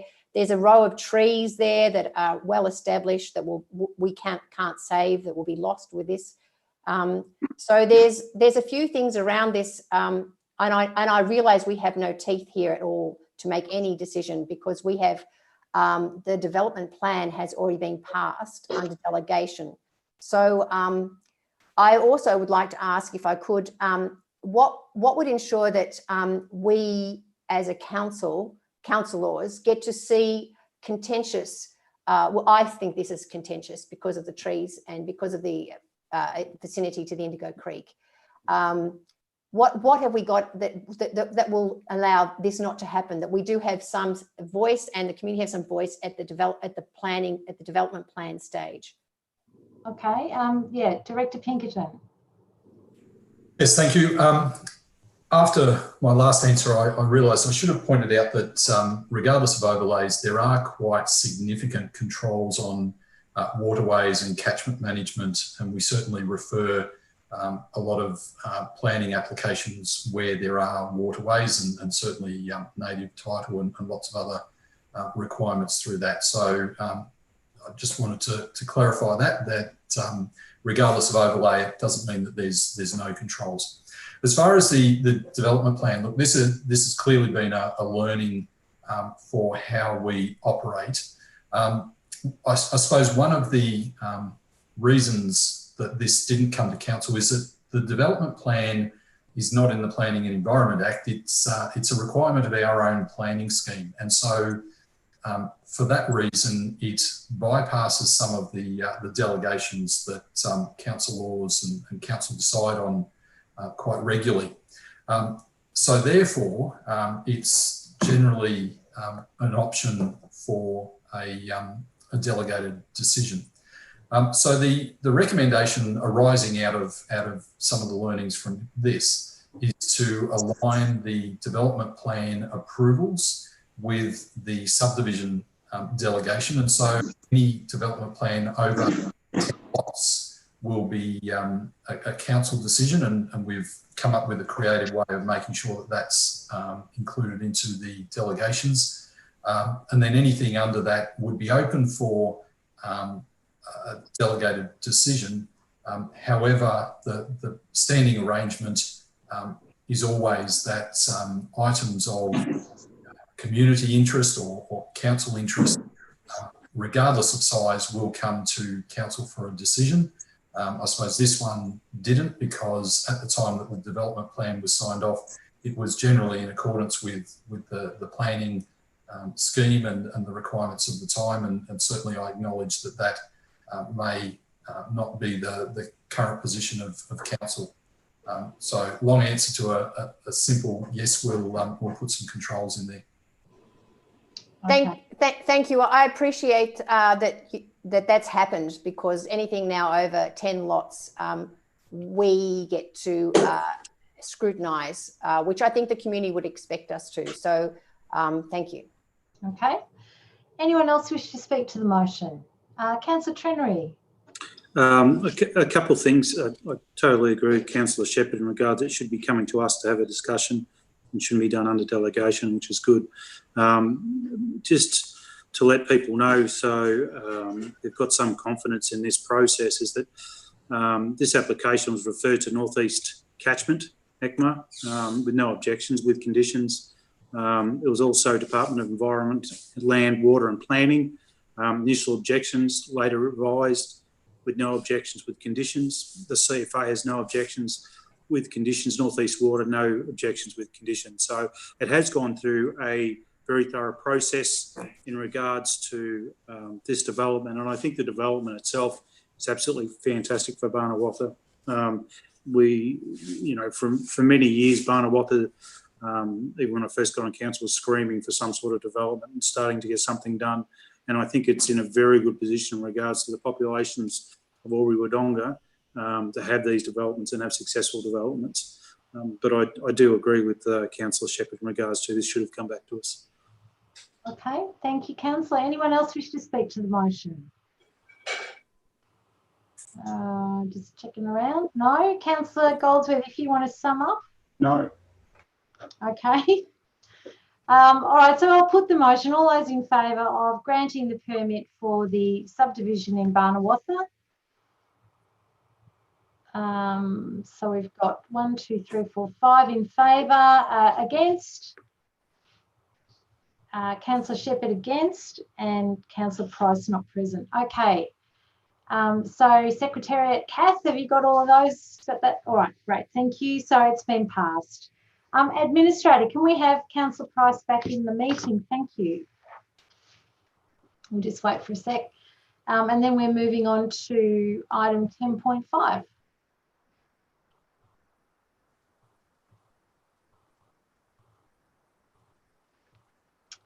Welcome back. Okay, thanks, Councillor. So we're on item 10.5, local laws 2 and 4. The recommendation is that Council receives the attached submissions relating to the proposed local law 2, which is environmental, and local law 4, control of livestock. Thank the submitters for their contribution and endorses the Office of Comments relating to these submissions. Notes the changes proposed to local law 4 as a result of the submission. Adopts the attached local law 2 and local law 4 for a period of 2 years, and then authorises the CEO to sign and seal the necessary documents and takes all steps necessary to finalise these. Do I have someone to move that?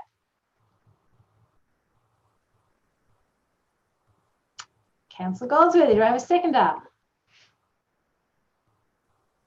Councillor Shepherd. Okay, Councillor Goldsworthy. Look, just as we put these out for draft discussion, we need our local laws 2 and 4. It's not an ideal way they've come before us, but hopefully we'll fix that up in the next term of council. Yep. Okay. Councillor Shepherd, as a seconder. We had 2 submissions, and like to thank people in that short amount of time. I imagine in the 2 years that we're going to be doing community engagement on this, we'll get a lot more responses. But we have had 2, and one of them was around wanting to burn off in the creek area when they've had a flood, and that wasn't appropriate. The CFA covers that. And the other one was legislation is already covered under legislation. And that was around protecting offences. And so we've taken that out of the local law. So 2 submissions, 1 successful. And everyone's going to have an opportunity in the next 2 years to review these more fully. Yeah, great. Thank you, Councillor. Anyone else wish to speak to this? Checking. No? Okay. So, Councillor Goldsworthy, do you wish to add anything? All right. So I'm going to put the motion. All those in favour? 2, 3, 4, 5, 6, 7. All carried unanimously. Thank you, councillors. 10.6, Assembly of Council Records. This is a recommendation that we accept the attached Assembly of Council Records, which are in the agenda for anyone who wants to read them. Do I have someone to move that? Thanks, Councillor Shepherd. Do I have a seconder? Councillor Price. Anyone wish to speak to the motion? Councillor Shepherd? No. Okay. Councillor Price. All right. I'm going to put the motion. All those in favour? Yes, unanimous. Thank you. Passed unanimously. 11.1. This is the establishment of the Indigo Shire Tourism Events Grants Panel. The recommendation is that Council establishes the Indigo Shire Council Tourism Events Grants Panel, and the recommendation is that it adopts the terms of reference A outlined in the agenda and guidelines and assessment criteria for the panel, and notes the exclusion of councillors and community members from the panel. Councillor Goldsworthy. I'd like to move a slightly different motion to that. Okay, so you want to move a different motion? Yep. Yes, so it should read the same dot point 1, and for dot point 2, it should read adopts terms of reference B and guidelines and assessment criteria for the panel, and notes the exclusion of councillors from the panel. Yep. So it should remove the words and community members. Yep. And if we could include a dot point 3, and it would have that the number of community members should be up to 5. Okay. Do I have a seconder for this motion? Councillor Price, okay. And just before we go any further, could I ask the CEO or one of the directors, does that motion work? Okay. Is it something possible?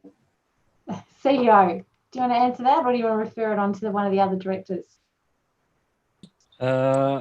It looks okay to me on the fly. Certainly 1 and 2 looks okay. Happy to hear from Greg or any others who see any problems with that. Any directors got any, Mark Florence? Similar to the CEO, I think it sounds okay. I think point 3 is important in stipulating the limits on the representation of community members. So I think the amendment to the terms of reference is important in that space. Thanks. Okay, thanks, Mark. Greg, do you want to add anything with your governance view? Okay, all good. All right, so we've got moved by Councillor Goldsworthy, seconded by Councillor Price. So Councillor Goldsworthy. Yep. So look, the Indigo Shire Tourism Events Grant Panel, it does allocate some significant funds throughout the community.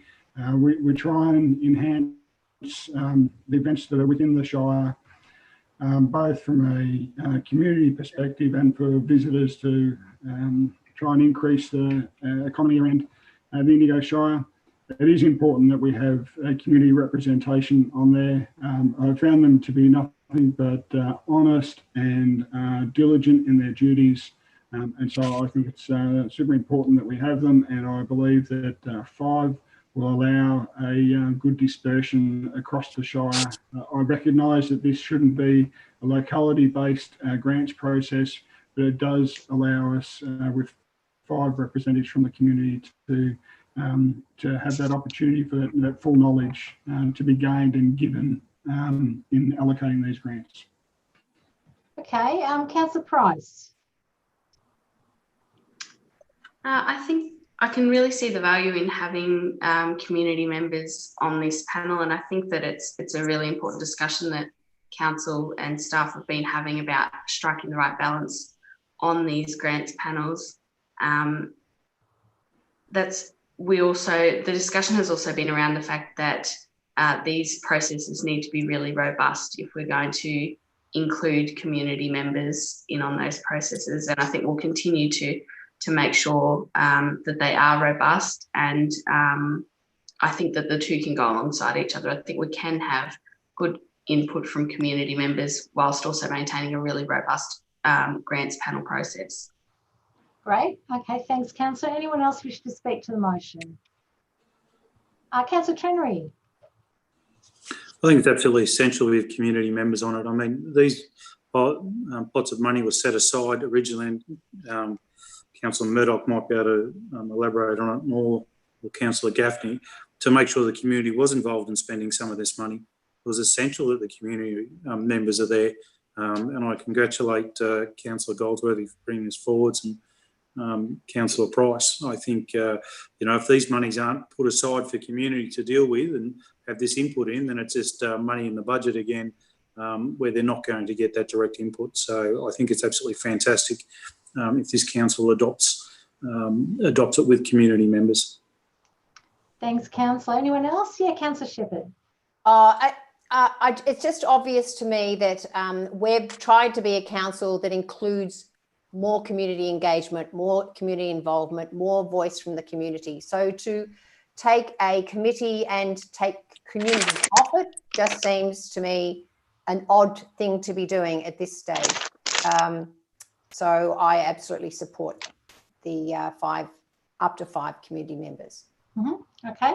Anyone else wish to speak to the motion? Councillor Gaffney. I've just got a question. When they meet, I think it's a good idea to have the community members there. Will it be open to the community, the public, or will they meet in secret? Director Mark Florence, you can probably answer that one. I'd need to check the terms of reference. I don't think it's like an advisory committee. I think it's maybe closed to the public, but I'll check and circulate that. Okay, so you take it on notice? Thank you. Yeah, Councillor Gaffney. I think it would be a good idea, particularly people who spend a lot of time preparing applications for grants, and then they get a letter to say that their application didn't meet the criteria. I think it'd be good if they were there and heard the discussion and why they missed out. But that's a matter. I think transparency would be, openness and transparency would be really good, particularly with community members on it. Okay, so just to clarify that, Councillor Gaffney, are you wanting to change the motion to add in, because that's not part of this motion? No. Are you just making a comment? Yep, okay, right, fair but enough. I think it would be good if it was open. Okay, so that's something that could be raised in the terms of reference discussion. Yep. Okay, anyone else wish to speak to the current motion to include 5 community members? Councillor Murdoch. I just wanted to acknowledge that I've been on a lot of these community committees, and always the community has had an input, and their input is extraordinarily fair. They know when they have a conflict of interest, and they make sure that they stay out. But it is one way of getting our community involved in the decisions that we make, and we're going to make a decision, the final decision, when we come to council meetings. But the community doesn't get a lot of opportunity to put their say in, and I think that's a perfect way of doing it. Okay, thank you. Director Mark Florence, I just saw you had your hand up. Did you want to? I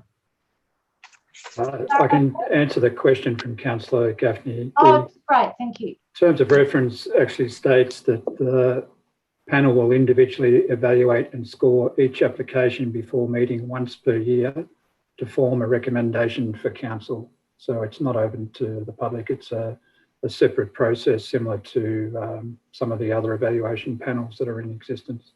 Okay, so it's currently not, and Councillor Gaffney, you raised the thought that you would like to see it open to the public, but you're not putting that forward as a formal motion tonight. No, but I'd certainly like it to be open and transparent. And I don't know why you wouldn't have it open to the public when they discuss these issues. They're very important, and then you haven't got the situation where people say there's bias. Yeah, okay. So, and going back to the actual motion itself, anyone else wish to speak to that we include up to 5 community members? And going back to Councillor Goldsworthy, who moved the motion. You want to add anything? Look, on Councillor Gaffney's point, I'd be interested in perhaps a briefing at some stage in the future around the pros and cons for allowing people to sit in during deliberations. I think it's something we could definitely consider in the future, but it'd be nice to be informed around the issues. But to the motion at hand, look, it's important that we get this right, and the input from the community really helps us to do that. So for that reason, I recommend this motion. Okay, so I'm going to put the motion. All those in favour? Passed unanimously. Thank you, councillors. All right, so we're moving into infrastructure. And so we're up to item 12.1, which is the June Capital Works report. The recommendation is that council notes the Capital Works report and the annual achievements in the delivery of the Capital Works program. So do I have someone to move this?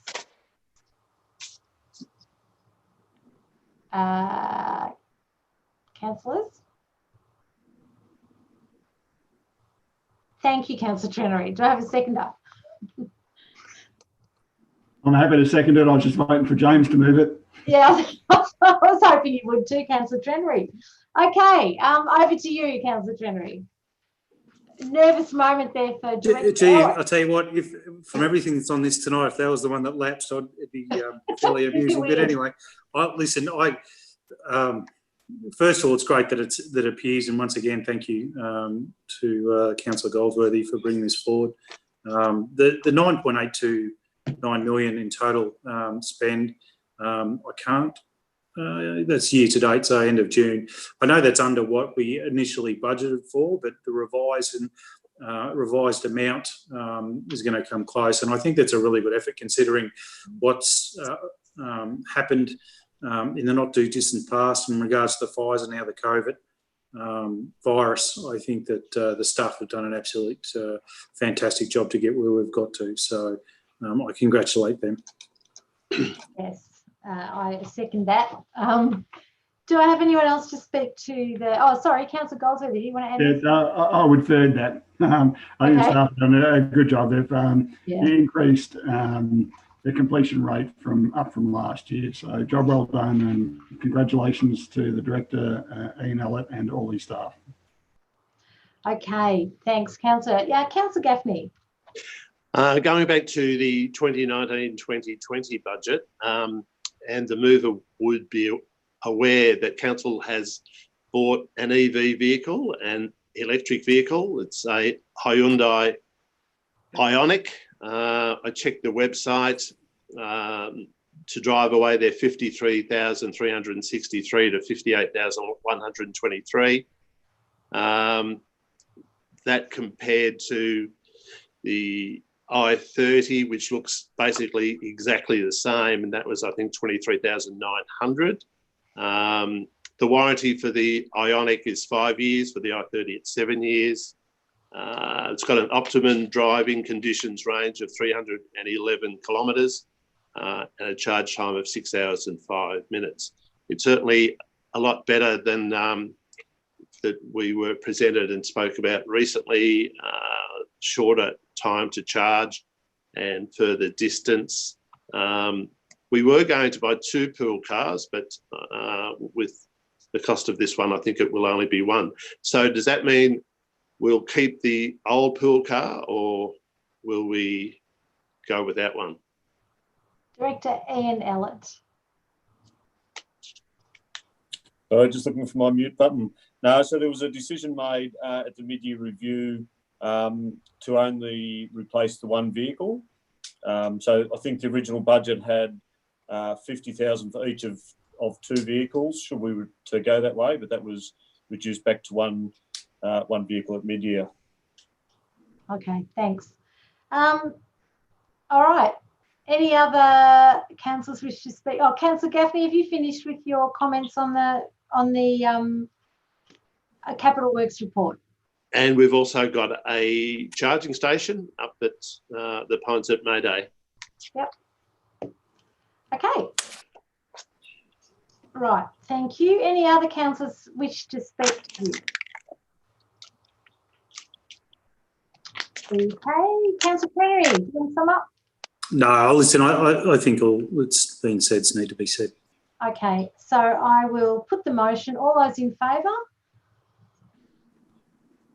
And that's been carried unanimously. And yeah, congratulations, Director Ian Ellett and the team, for doing a pretty great job during such a, as Councillor Trenery said, such a difficult year. And I think it is important to note that a lot of the team were involved in actually supporting Towong during the fires, and were literally physically doing work there as well. And to then still have this completion rate is great. So congratulations to everyone involved in that. Thank you. Okay, 12.2 is the municipal emergency management plan. So the recommendation is that council adopts the amended Indigo Shire Municipal Emergency Management Plan 2020.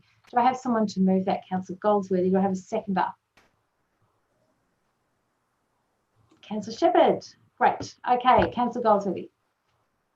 So every Shire needs to have a MEMP, and it's developed from the Municipal Emergency Management Planning Committee.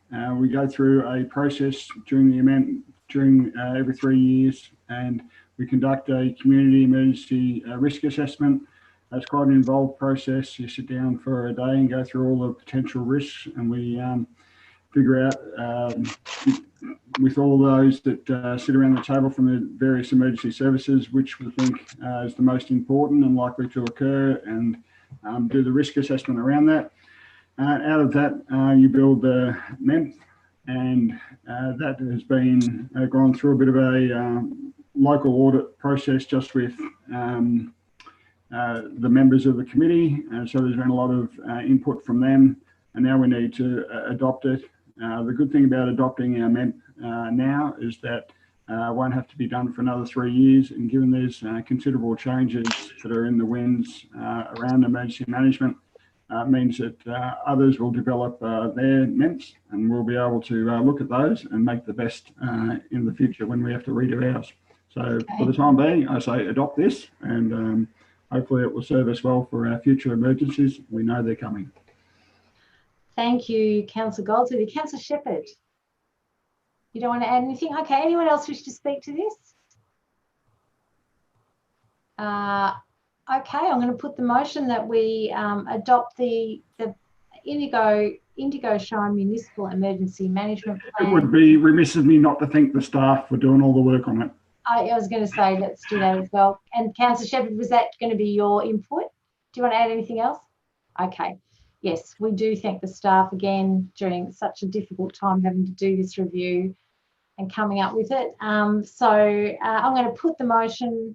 All those in favour? Yes, carried unanimously. Thank you again to everyone involved in getting that plan done. So 12.3 is the Roadside Conservation Management Plan. And the recommendation, we have made a slight amendment to this. So the recommendation is that Council endorses the draft updated Indigo Shire Council Roadside Conservation Management Plan for the purpose of further community consultation to return to the September meeting, just to make it clear that that's when we want to see this back here. And so the consultation period will allow for it to be brought back to the September meeting. Do I have someone to move that? Councillor Shepherd, thank you. Do I have a seconder? And Councillor Price. Okay, Councillor Shepherd. So this is a huge document covering, of course, roadside, and there's so much legislation around roadside management that a lot of it really is just regulatory, and it's made to be a lot more readable and a lot more accessible. But of course, there is space in there for the community to have an input and for the community to be aware of roadside issues. It's done every 10 years, and in the 10 years, our roadside biodiversity has slipped a great deal. And so there's a number of things that we've got to look at with this management strategy. Of course, the main thing for roads is you've got to have egress. You've got to be able to use them to go to get somewhere. So, and that's absolutely stated in this document that that's the main reason. But while we're there, there are a number of things we could be also looking at. One thing I'm very happy to see in the time that I've been here is the fact that the two documents around roadside management, one being the fire management, have started to be overlays of each other. So we did at the beginning, they were very separate sort of documents. So fire management was doing one thing and roadside conservation was doing another, but now they are now two plans that are working together. So that's fantastic. There's opportunities for working with land care. This is where the community, of course, are involved. There's roadside weed and pest programs where the community we're talking to them about what they can do and what we can do around pest plants and management, and that's in this document. Firewood collection is also in the document and is an opportunity for us to review our firewood collection program. There's talk of having greater links with land care groups to do roadside management and to let the local people know what their roadside is in terms of its level of importance, so that they can also have an input. So there's also a list of funding and proposed actions that are there, which I won't read out, but there's some really great opportunities for us to do more work around conservation and engagement around the issues that concern us around roadside management. So I ask you to have a look at where you can have an input in it and give your feedback. But I think this is a great document. It's bringing a lot of things together, and I really would like to thank the staff who've done a lot of work at, like, it's a 10-year project, so it's 10 years of things that needed fixing. So it's going to go out there now for community feedback. But I'd just like to thank them for all the work that they've put into this. Thank you, Councillor. Councillor Price, do you want to speak as a seconder? Okay, any other councillors wish to add comments or speak to the motion? Okay, all right, well, I'm going to put the motion. All those in favour? 1, 2, 3, 4, 5, 6, 7. Thank you. Passed unanimously. Yeah. We've been going for 2 hours. I might move a motion that we break for 5 minutes. Okay, all those in favour? Got a seconder? Oh, seconder. Anyone second? Yeah, Councillor Price just did. Okay. All right, so yes. And just for those that are watching, we did have a 3-hour briefing meeting before this, so we're all probably a little bit zoomed out and need a 5-minute break. So, Administrator, can you put us into a well, wherever you need to put us, so we can come back in 5 minutes' time? Thank you. Jason will just organise that for us now. Oh, okay. Is he not able to watch us? In the meantime, councillors, you can just turn your cameras off and go if you like.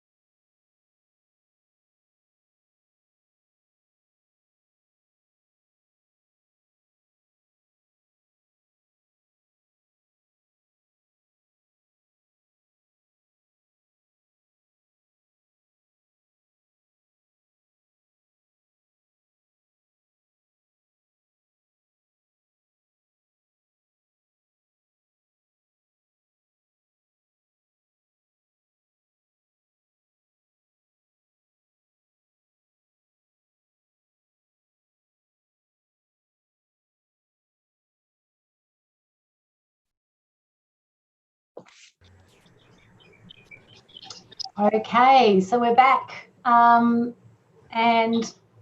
councillors, we've still got a way to go. So we're now up to item 12.4, which is the Climate Emergency Strategic Action Plan. And the recommendation is that council endorses the draft Climate Emergency Strategic Action Plan and places it on public exhibition for 14 days to receive further community input. So do I have someone to move that?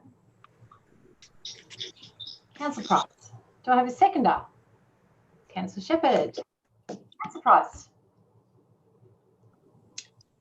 As people would be aware, Indigo Shire declared a climate emergency in 2019.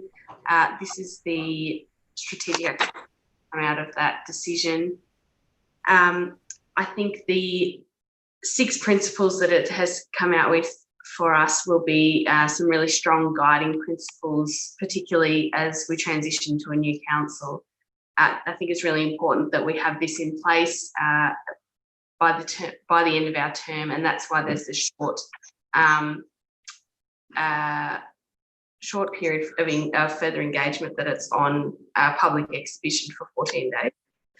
The 6 themes are to embed climate emergency in the council plan, to cultivate a climate change culture, mobilise and enable the community to act on climate change, promote environmentally sustainable development, reduce Indigo Shire Council's carbon footprint, and collaborate and advocate.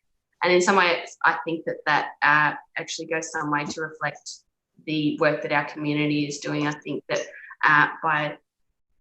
by adopting this plan, we're actually reflecting some of the work that the community has been doing for quite some time. And so I look forward to any further feedback on this plan.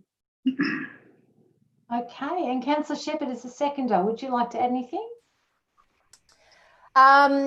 Just I'd like to thank Fishbowl, Fishbowl PR, which is Birgit and Mish, who I think did a great job getting feedback in this COVID times. I think they've done a great job, and I know they were passionate about doing the job and probably did it at a very base cost so that they could manage this strategy for us. So I think they've done a great job. It's as Councillor Price said, we've got 6 overarching points. The fact we're already doing an emissions reduction plan, which is going to be finalised at the end of the year, supports this and will give us a detailed pathway to reduce our own emissions. And I think in light of the urgent nature of the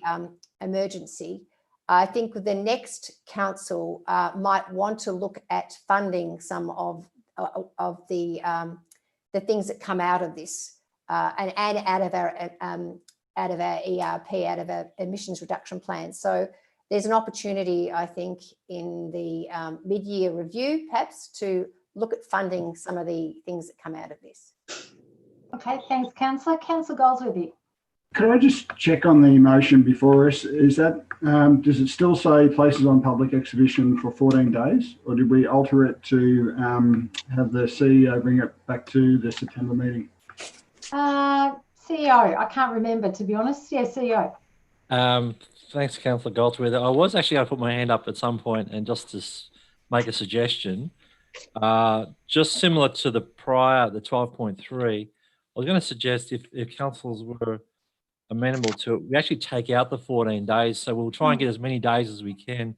Yeah. And I'm suggesting to you, perhaps we say we place it on public exhibition to receive further community input to return to the September ordinary council meeting. It says the same thing, but it just says it gives us a date to bring it back, and actually we'll try and get as many days as we can and still get to the September meeting. So if I read that out again, that council endorses the strategy and places it on public exhibition to receive further community input to return to the September ordinary council meeting. Yeah, and with the mover and seconder, just a suggestion whether they'd like to take that up. Both happy with that? Okay, great. All right. And yeah, I'd like to speak to it as well. Yes, go, Councillor Goldsworthy. Sorry. So look, one of the key points in there is that we actually do something. So I'm pretty keen for us to get this finalised and we start doing and not just talking. Yep, great. Thanks, Councillor. Any other councillors wish to speak to this? Yeah, Councillor Gaffney. Just a question, Madam Mayor. We're a member of the Hume Region Local Government Network. Are we the only council in that network who has declared a climate emergency?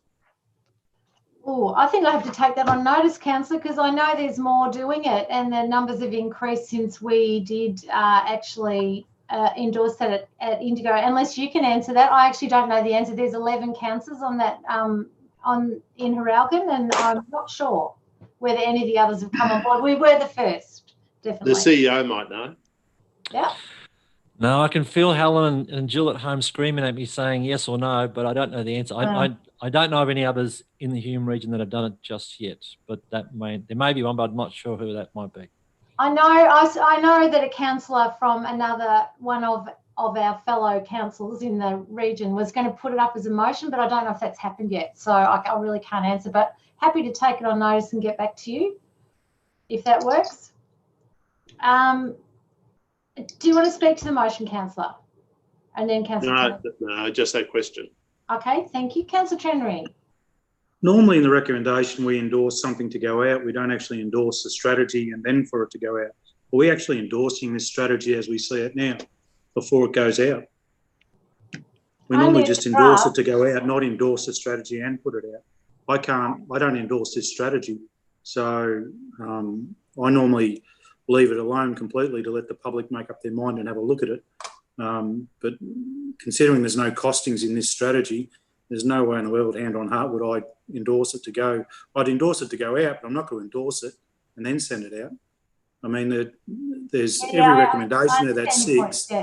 Yeah, every recommendation of that 6 doesn't have any costings. There's no way you could legitimately send this out without any costings on it. But I'm happy for it to go out to public, but I'm not going to endorse it as it stands today. Yep, fair enough. So I'm just wondering, do you need a response to that, Councillor, or are you just actually... Well, if the mover and the second is happy to endorse it to go out rather than us endorse it, which would be normal common practice, I mean, I'm happy to... I'll go back to the mover and ask if you want to change it. Councillor Price, do you want to change it from we endorse it, or do you want to, and in fact we just put it out for public exhibition, or do you want to maintain that we do endorse it and put that to the vote? I'd be happy to maintain that we endorse it. I think if you go to the conclusion of the report, it says that this document is deliberately succinct because it's intended to be a simple document that clearly commutes the areas of action to the community. So the more detailed work where you might see those costings is yet to come. So that might partway answer Councillor Trenary's question. Okay, so you want to keep it as is? Yeah, okay. I'll have comment then. I'll make comment in regards to that. I am highly concerned that the promotion out of all the 6 points, all costs are hidden. There's no cost. There's no even attempt to do costs. And right at the end, they talk about exploring possible sale of buller gas to pay for these costs, to explore a rate cap variation to fund these costs. I think it's unfair to put this out to community without having any sort of costings on it. I mean, to reduce our carbon footprint by 35 by renewable energy would cost tens of thousands, maybe even hundreds of thousands to do. We should be open and honest with people. And if we've got a plan to do it, and I took it as when council moved this and the people that were for it saying this is going to cost next to nothing. We've already had a report that's cost money. All these things that we're advocating for in this report are going to cost money.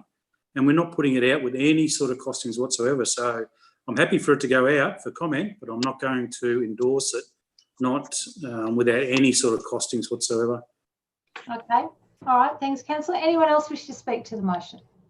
Councillor Gaffney. Just a question. A year ago when this was declared, and it's taken a year to get to this stage, I thought we were going to have community meetings and community discussions and things, but it looks like just certain groups or those who have put it in submissions have met and the actual community haven't. So I've got to agree with Councillor Trennery and to start selling off our assets, which would, I think the budget for Buller Gas is about $595,000 in surplus. They're massive costings. And yeah, I've got to agree with Councillor Trennery, they should be costed. Okay. Anyone else? Can I just make a comment on those particular issues that they're bringing up?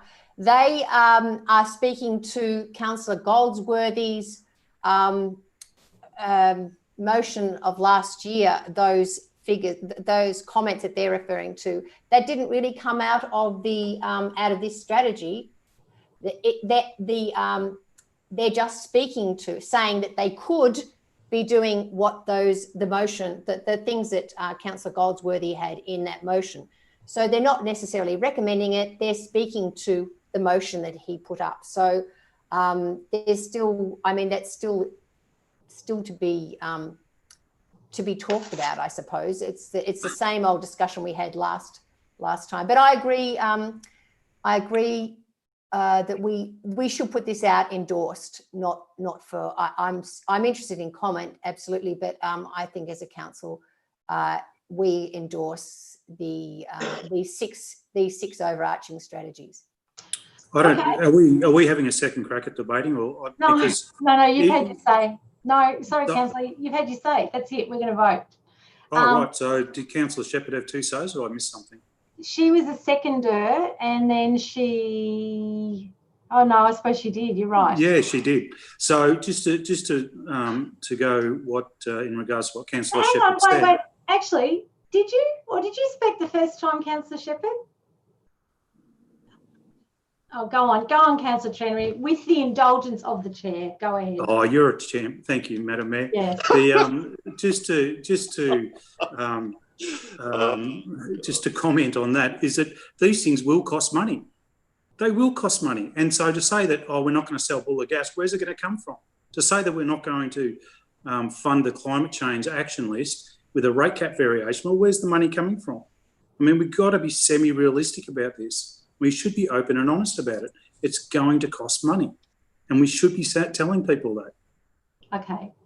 So, and I just will remind councillors, this isn't a decision. This is just, we're endorsing it, we're putting it out. People will comment and then it will come back for decision. So that you'll get another shot at it around whether it's, whether you agree with it or not. But in the meantime, I am going to put the motion. So all those in favour of endorsing it and putting it out for community comment.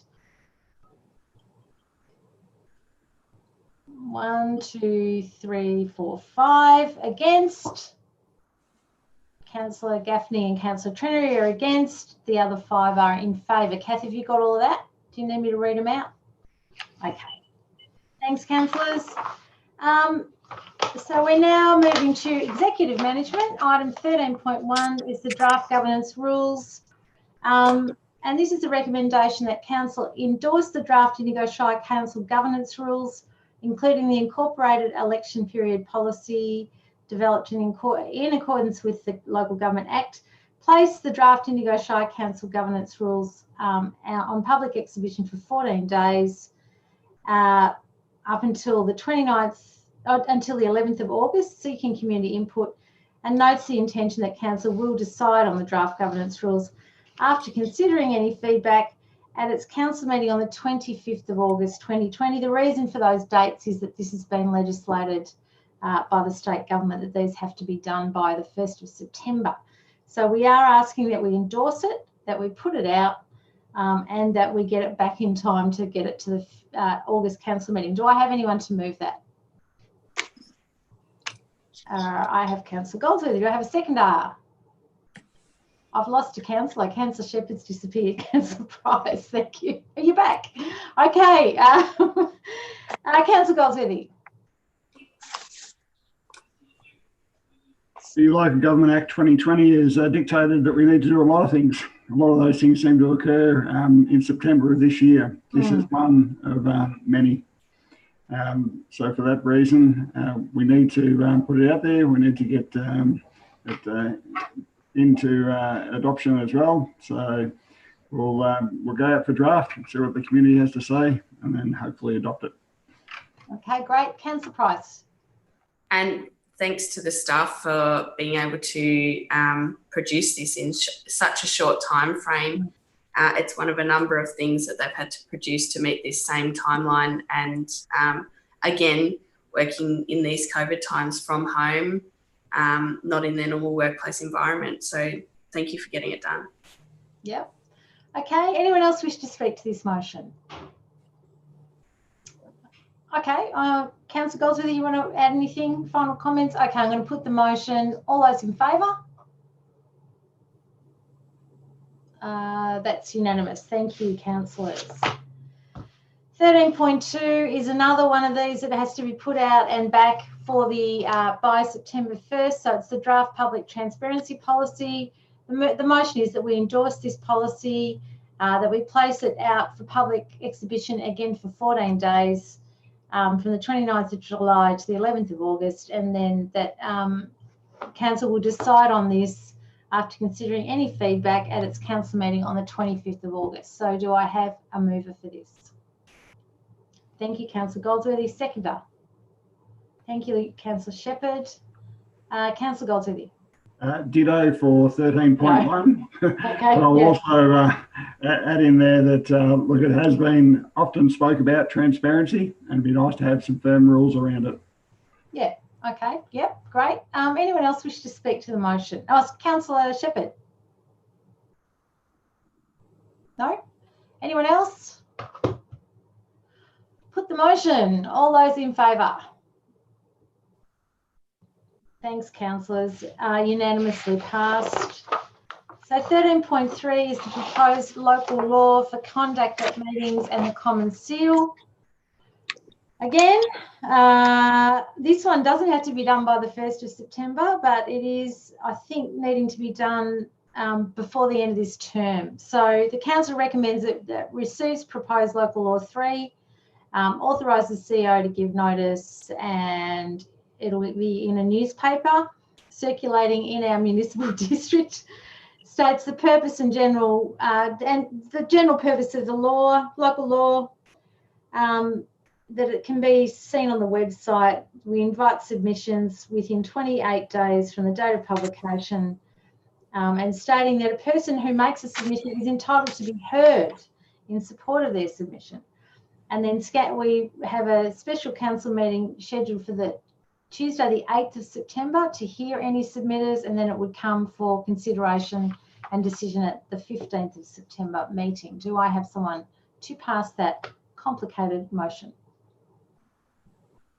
Well, it feels complicated to me tonight. Thank you, Councillor Trenery. Do I have a seconder? Councillor Murdoch. Great, thank you. Councillor Trenery, do you need to speak to the motion? Would you like to speak to the motion? No, I was just saving Councillor Goldsworthy, to be quite honest. His arm was getting a bit sore. No, I mean, it's a procedural thing. It's very important, though, and it comes with some important issues. So in regards to the conduct of meetings, so if people could have a look at it and give us some feedback, it'd be much appreciated. Great, thank you. Apologies for the dog. Councillor Murdoch is seconder. Do you want to speak? And then I'll come to Councillor Gaffney. No, I think I will go with Councillor Trenery. Okay, great. Councillor Gaffney. Has it changed at all since the last one?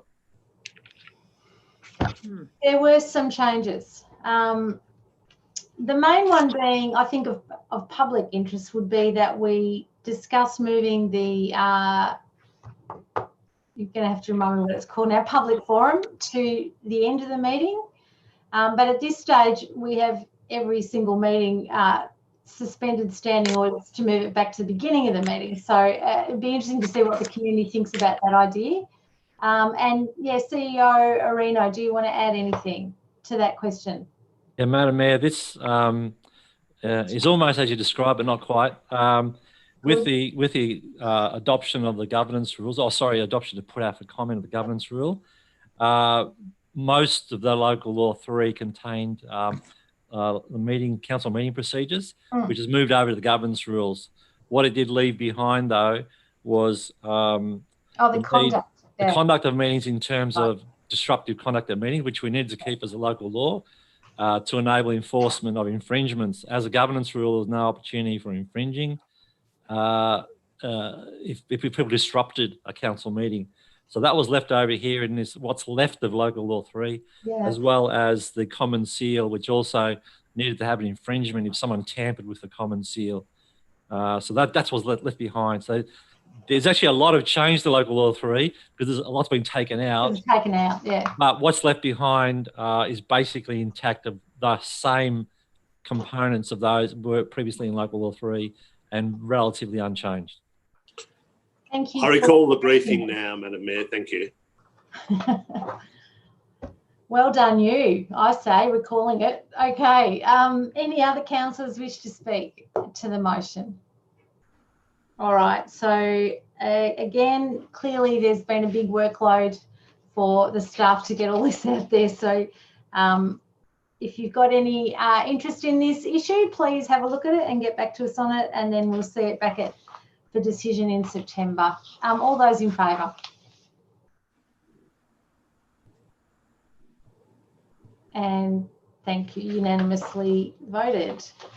13.4 Advisory Committee Minutes. Recommendation is that Council receives the unconfirmed Advisory Committee Minutes and endorses the Officer comments. Do I have someone to move that? Thanks, Councillor Trenery. Seconder? Councillor Murdoch.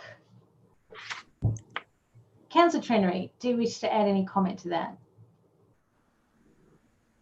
Just note that the committee obviously references the Finance Committee that I'm chair of, and just going through and something I said at the last meeting and will continue to be an issue for Indigo Shire. We're looking at the biodiversity offsets and the discussion's already come up. And I will just add that our staff directors have really looked into this to try and minimise it, trying to actually even get involved and make money out of it if we can, because you can spend $500,000 on these projects and not one tree is planted because of it. So something needs to be done. And I accept that we're working behind the scenes to do something, but it's probably getting to the point now where the people's representatives got to stand up and start talking about this because it hasn't been resolved to this stage. Yeah, okay. Thank you. Thanks, Councillor. Councillor Murdoch, did you wish to add anything as a seconder? No, I'm right. Okay. Anyone else wish to speak to the Advisory Committee minutes? Okay, I'm going to put the motion. Oh, sorry, Councillor Trenery, final comments. Okay, put the motion. All those in favour? Unanimous. Thank you, councillors. Okay.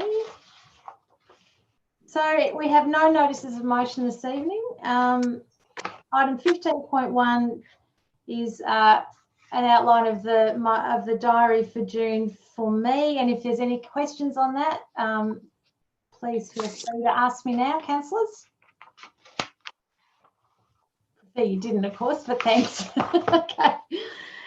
16.1 is just for information. It's the decisions register, and that just gives people a sort of a running list of the decisions of councillor and where we're up to with those. So item 17 is general business.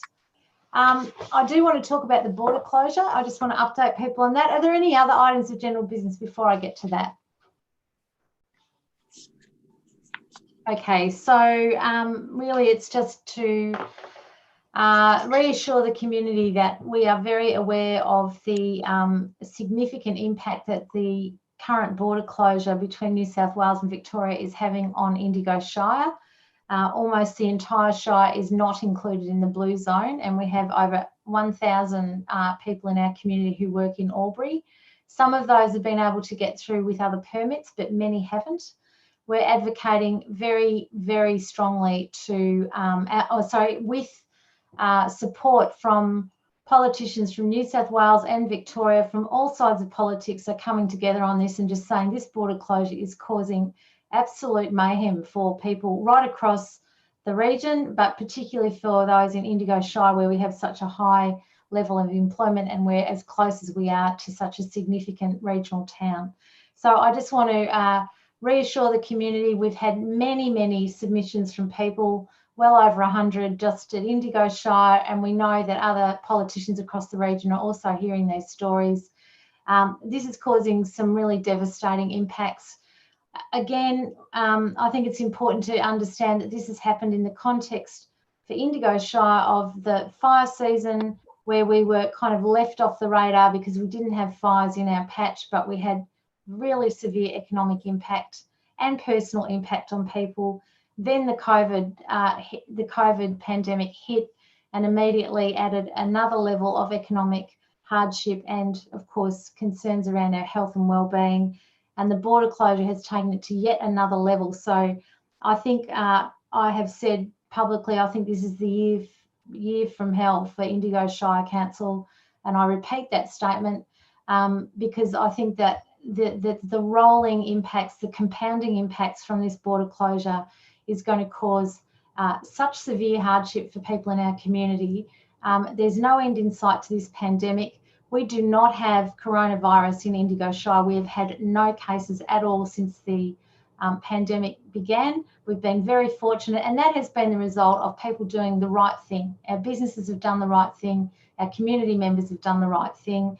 And we are now in a situation where workers in Indigo Shire are under more hardship than those who are in lockdown in Melbourne, who are able to go to their workplaces if they can't work from home. We're in a situation where people in Indigo Shire who are not in lockdown are unable to go to their workplaces and conduct their employment or to run their businesses in New South Wales. It's also having quite an impact on the New South Wales side of the border, where workers are not able to attend. We've seen some movement. There's been the opening of the pedestrian bridge in Waganya. That's helped the Waganya community somewhat, but not nearly enough.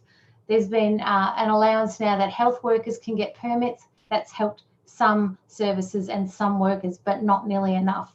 So I'm just speaking in as strong terms as I can to say we have not stopped advocating. We will not stop advocating on this.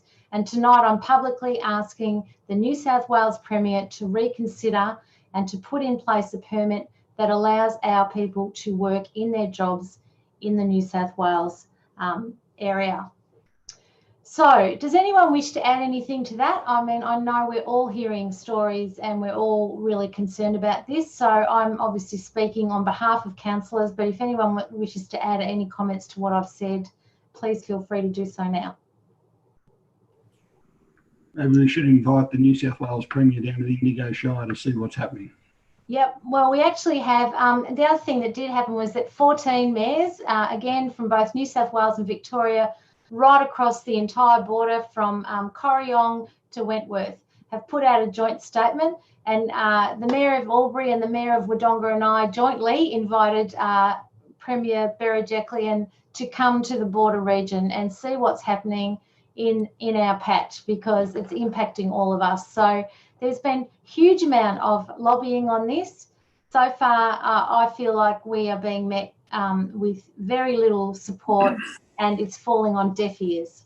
Councillor Trenny, do you want to add a comment? Oh, just to ask a question with all, and you're doing a fantastic job in regards to dealing with people from both sides of border and both sides of politics. And I mean, it's obvious that we're suffering from the outbreak down in Melbourne. Is there, in all those discussions, have they actually set out a guideline of where Victoria needs to be at to open this border, or where the cases need to be at all to open this border, or is it just policy on the run? So, CEO Reno, can you update on that? From my understanding, there's been no specific numbers set. It's about when they see a consistent flattening of the curve down to very small numbers. Of course, we're a long way away from that happening at the moment, unfortunately. But CEO Reno, can you add any light on through you, that? Madam Chair, I've attended a few meetings with the cross-border commissioners. I attended one on yesterday, and the quote I received from James McTavish, who's the New South Wales cross-border commissioner, basically saying that there's the border shall remain closed until community transmission is contained in Victoria is the definition that they've come up with. It's a bit So, vague. well, that's what they're aiming for. There needs to be a containment of the transmission in Victoria. I don't know what that means in terms of numbers, but that's the working assumption that they're working to at the moment in New South Wales. I'd say either that or it's out of control in New South Wales and they give up. Well, I thought that might have been the case. Once it was equilibrium, then it was no difference. But no, it's pointing towards Victoria. We need to be under control before they consider opening the border. Can I just suggest when we're talking to all that you're talking to that we actually get some sort of real figures or some sort of real idea. So they've got something to work to. I think they can duck shove any figure off they want to. And I know that, I mean, yesterday or the day before was 500 in Victoria and 20 in New South Wales. You can understand the angst. But if it's not one-on-one transmission anymore, it's reduced down to that point, then surely we can start having that discussion to open it up. So I don't know whether you can, I don't know who you can ask or who you can continue to talk to, but it'd be good if they could come up with a figure.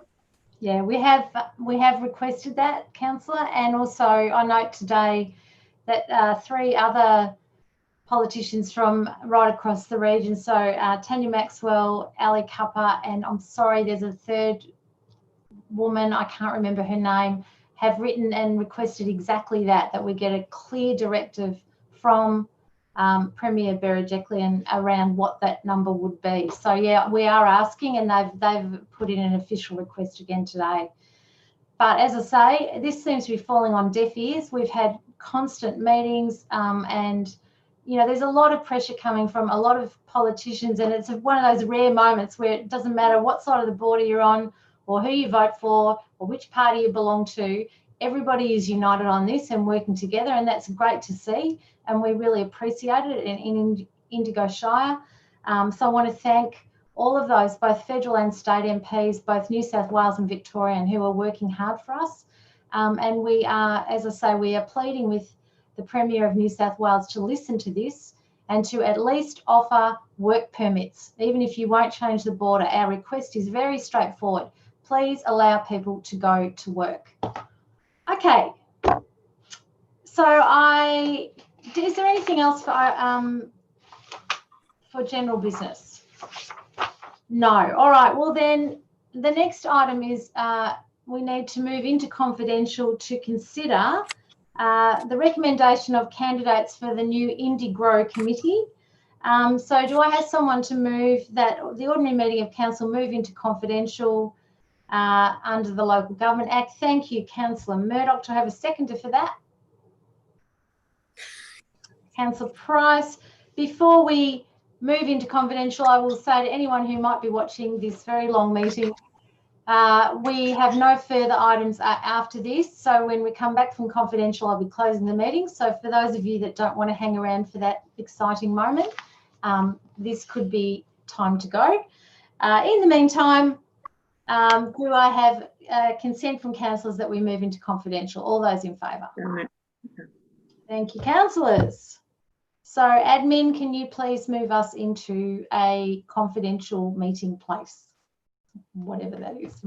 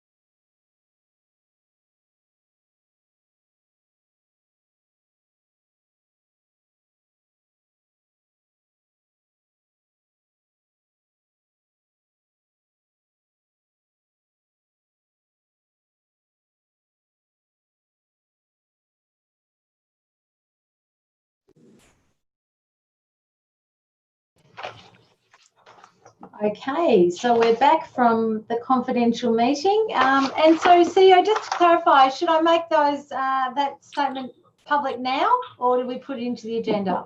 Yes, Madam Mayor, we can make public now the content of what we did. And we can also put on the website the terms of reference. Okay, so just look, I'm not going to go through it in detail. Basically, we have accepted 12 new members to the inaugural Indigo committee, and we're very excited about the level of input from a really great bunch of people. Thank you for putting your hands up. We won't say who they are yet because we haven't notified them directly, and we've appointed 2 councillors to that committee, who are Councillor Goldsworthy and Councillor Shepherd, who have already had a lot of input in this area. So thank you again, councillors, for your input. And so that was what the confidential meeting was about. And the reason it was in confidential was that we obviously needed to discuss who was on the committee.